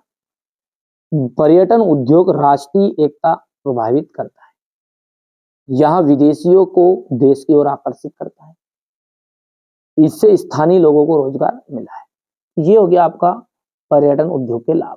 ठीक है भैया, बहुत ही सिंपल है, और मैं कम से कम समय में आपको प्रोवाइड कराना चाहता हूँ ताकि आपको कोई दिक्कत ना हो, है ना। हमारे जो 10th क्लास के बच्चे हैं उनके पास समय कम है, और समय कम है तो स्वाभाविक बात है पढ़ना जानता है ना, पढ़ना जानता है तो इसलिए स्मार्ट वर्क करो। पहले में जो 6 पेपर देना पड़ता है उसको सबको करो, कोई रियल पेपर नहीं है, नहीं तो आप रियल पेपर के भरोसे बैठ जाओ। बहुत सारे बच्चे जो है ना, मत का मेरे जो रहता ना, उनको रियल पेपर ही चाहिए, बट रियल पेपर नहीं मिलेगा कहीं भी, है ना। आप तो ये मोस्ट इंपोर्टेंट चीज है, इनको पढ़ो, 6 पेपर को कर लो, हाँ 100% गारंटी इसी में से पूरा रियल पेपर आ जाएगा, सेम टू सेम छपे, क्योंकि पूरा रिसर्च के बाद बनाया है यार, है ना। हर साल अपन तो है ना, ऐसा नहीं है एक बार, ये हर साल ही बच्चे परसेंटेज बनाते हैं इसी, है ना। तो ये रेल परिवहन की हानि, बिना टिकट यात्रा, तो बिना टिकट यात्रा करने से भारतीय रेलवे को प्रतिवर्ष 5 करोड़ से भी अधिक की हानि होती है। रेल दुर्घटनाएं के फलस्वरूप मानव जीवन संकट में पड़ जाता है तथा रेलवे की संपत्ति नष्ट हो जाती है। तो और भी अपन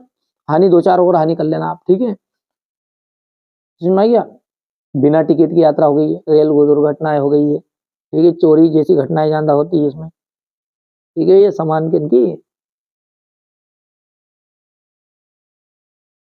प्रथम विश्व युद्ध में केंद्रीय शक्तियां कौन कौन सी थी, तो प्रथम विश्व युद्ध में जो केंद्रीय शक्ति थी वो थी जर्मनी, ऑस्ट्रेलिया, हंगरी, ओटोमन तुर्की केंद्रीय शक्तियां थी।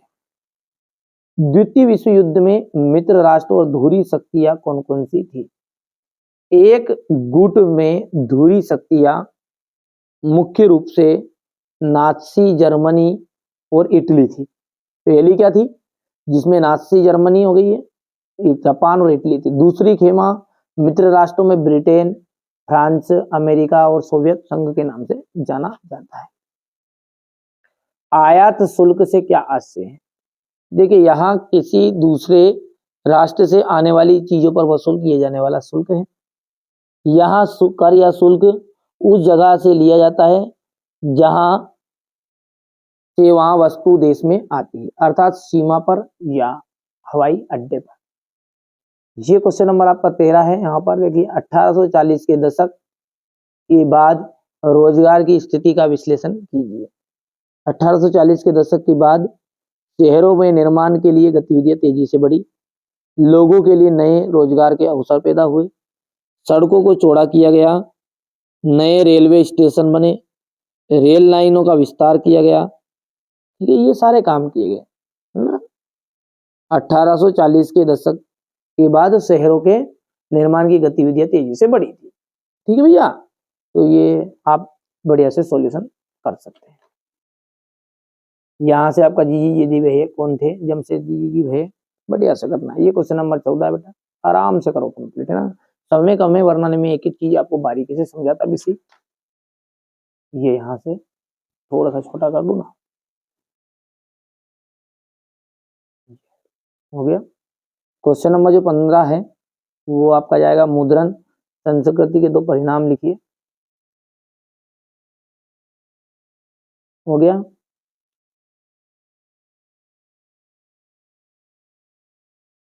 गुटेनबर्ग प्रेस पर टिप्पणी लिखिएगा। अल्प बेरोजगारी क्या है? किसी क्षेत्र में आवश्यकता से अधिक लोगों का नियोजन होना ही क्या कहलाता है? अल्प बेरोजगारी कहलाएगा। अंतिम उत्पादन, सिंपल सी बात है। हो गया। कंटेनर क्या है, इसकी क्या उपयोगिता है बताइए? वस्तुओं के कंटेनरों में रखा जाता है जिससे इन्हें जहाजों, रेलों, वायुयानों एवं ट्रक पर बिना क्षति के लादा जा सके। कंटेनरों से ढुलाई लागत में भारी बचत हुई है और माल को बाजारों में पहुंचाने की गति में वृद्धि हुई है। इसी प्रकार वायु यातायात की लागत में गिरावट आई, परिणाम स्वरूप वायु मार्ग अधिक मात्रा में वस्तुओं का परिवहन संपन्न हुआ है। ये हो गया क्वेश्चन नंबर 17। यहाँ से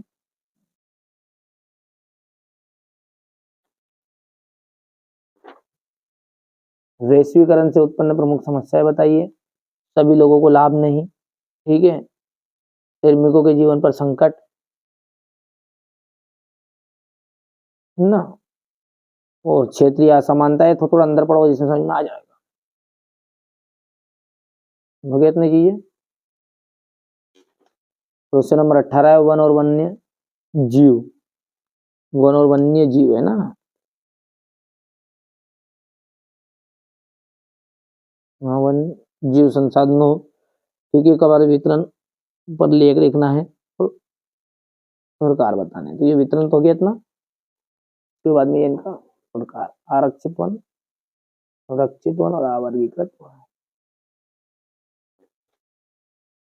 जैव विविधता क्या है, यह मानव जीवन के लिए क्यों महत्वपूर्ण है?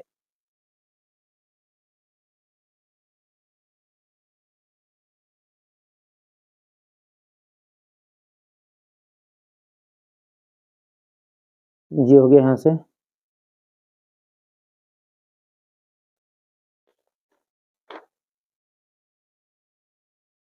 ये क्वेश्चन नंबर आपका 19 रहेगा।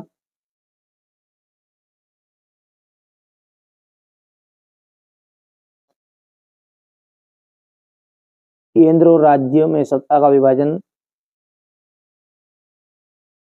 ये हो गया इतना। औपचारिक ऋण और अनौपचारिक ऋण में अंतर में यह कारण है कि कुछ बैंक कर्जदारों को ही कर्ज देने के लिए तैयार नहीं होते हैं। सविनय अवज्ञा आंदोलन का वर्णन कीजिए।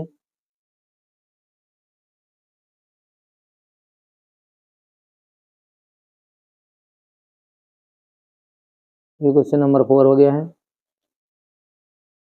साइमन कमीशन पर टिप्पणी।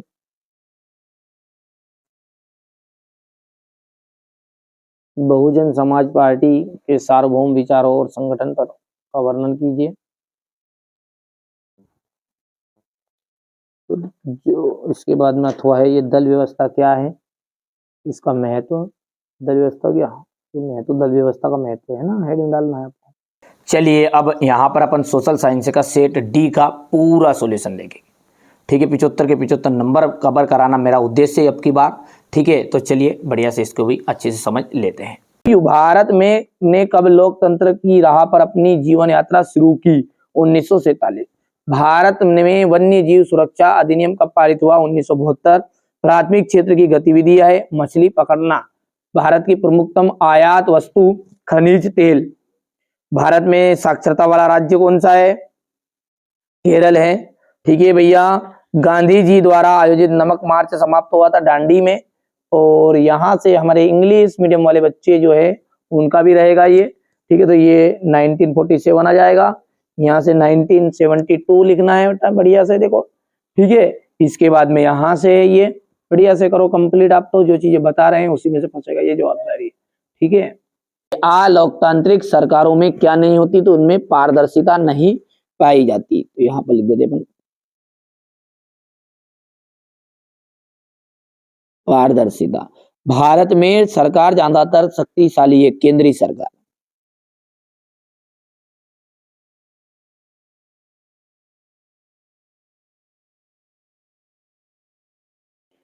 क्षेत्रक श्रमिक वस्तुओं का उत्पादन नहीं करते, तृतीय क्षेत्रक।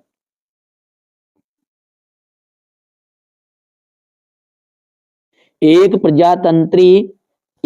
प्रजातंत्री सरकार जनता के लिए उत्तरदायी होती है, जनता के लिए उत्तरदायी होती है। विभिन्न देशों के बाजारों को आपस में जोड़ना ही अंतरराष्ट्रीय व्यापार कहलाता है, अंतरराष्ट्रीय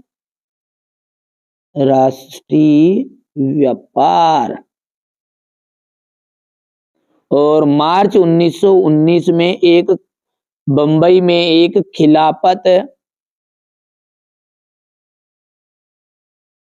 खिलाफत समिति का गठन किया। हो गया। यहां से इसके बाद में हमारे इंग्लिश मीडियम वाले बच्चे बढ़िया से स्क्रीनशॉट लेंगे, है ना। चलिए आगे बढ़ते हैं और अगला देखते हैं अपना है जोड़ी। जोड़ी क्या है आपका? संगठित क्षेत्रक। संगठित क्षेत्रक कहा जाएगा कारखाना अधिनियम। क्या जाएगा इसका? कारखाना अधिनियम। नई आर्थिक नीति लागू की गई तो 1991 में फ्रेडरिक सार्यू, ये आपका फ्रांस का। और वंदे मातरम बंकिम चंद्र चट्टोपाध्याय, तो ये तीसरा हो जाएगा आपका। कपास महाराष्ट्र हो जाएगा। और आधी से ज्यादा गरीब आबादी किसमें है? बांग्लादेश में है। हो गया। यहां से आपका बढ़िया से कंप्लीट कर सकते हैं। ये भर देता हूं मैं 2-5। बांग्लादेश वाला आपका 6 है, ये आपका फर्स्ट है। और बंकिम चंद्र चट्टोपाध्याय ये 4th है। और ये फ्रेंच आपका तीसरा है। हो गया।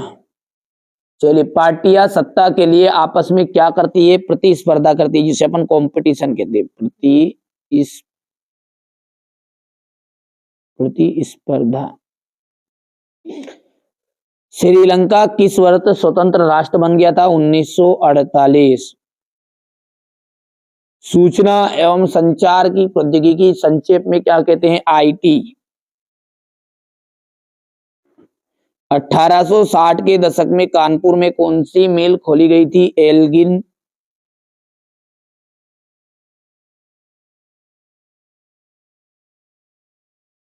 मानव विकास सूचकांक में भारत में कौन से स्थान पर है? 31वें स्थान। और आनंद उपन्यास किसने लिखा था? बंकिम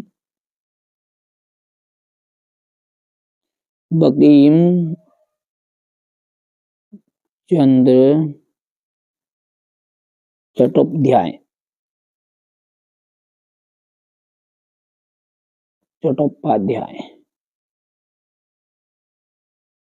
हो गया। चलिए, इसके बाद में यहां से देखिएगा, ये आपका इंग्लिश मीडियम वालों के लिए रहेगा। ठीक है, ये आपका देखिए कृषि प्राथमिक क्षेत्र के अंतर्गत आती है। ठीक है, तो ये आपका बिल्कुल एकदम राइट। दूसरा जो है आपका असत्य रहेगा, तीसरा आपका असत्य रहने वाला है। ठीक है, यहां से हम बात करें तो चौथा जो है आपका बिल्कुल सत्य। आप तो बढ़िया से कंप्लीट कर लेना, है ना। बैंक जमा पर ब्याज देते हैं लेकिन ज्यादा ब्याज ऋण पर लेते हैं। बिल्कुल राइट बात है ये। लोकतंत्र में गलतियां सुधारने की गुंजाइश नहीं होती, असत्य है। अब देखिए यहां से ये ट्रू फॉल्स है तो पहला आपका एकदम राइट रहेगा, दूसरा जो है वो फॉल्स रहेगा, तीसरा आपका फॉल्स है, चौथा जो है वो आपका ट्रू है, पांचवा आपका ट्रू रहेगा और छठा जो है वो आपका फॉल्स रहने वाला है। हो गया इतनी चीजें, आगे बढ़ते हैं ना। बढ़िया से आप तो कंप्लीट करो। ये जो बता रहा हूं इन्हीं में से आपका 75% पेपर, वार्षिक पेपर आपको एनुअल एग्जाम का पेपर देखने को मिलेगा। लाल मिट्टी और लेटेराइट मिट्टी में अंतर बताना है। एजेंडा 21 क्या है, इसके सिद्धांतों की सूची बनाइए। मृदा संरक्षण के प्रमुख तरीकों की व्याख्या कीजिए। इसके बाद भूमि निम्नीकरण की समस्या को दूर करने के उपाय, विनिर्माण उद्योग का महत्व, ध्वनि प्रदूषण को नियंत्रित करने के उपाय, परिवहन एवं संचार के साधनों में अंतर, भारत के लिए सीमांत सड़कों की महत्वता को स्पष्ट करना है। ये आपका क्वेश्चन नंबर 11 है। पहले विश्व युद्ध ने भारत के राष्ट्रीय आंदोलन के विकास में किस प्रकार योगदान दिया। भारत में मैनचेस्टर से आने से बुनकरों की किस समस्या का सामना करना पड़ा। वीटो क्या का अर्थ बताना है। स्टेपलर, फुलर और कॉर्डिंग से क्या से है। लाटेन क्या है। ये क्वेश्चन नंबर आपका 15 हो गया है। ये क्वेश्चन नंबर मुद्रण क्रांति और उसके प्रभावों की व्याख्या करनी है। ठीक है भैया, आप तो अच्छी मेहनत कर लो। मैंने बोला ना जो बच्चा मेहनत करेगा, ठीक है, सफलता उसकी रंग लाएगी ही लाएगी। भारत में पाई जाने वाली लोहा या पेटियों के नाम बताइए। लोहा इस्पात उद्योग और आपको आधारभूत उद्योग को कहा गया है। भारत में केंद्र राज्य संबंधों पर टिप्पणी देना है। सत्ता के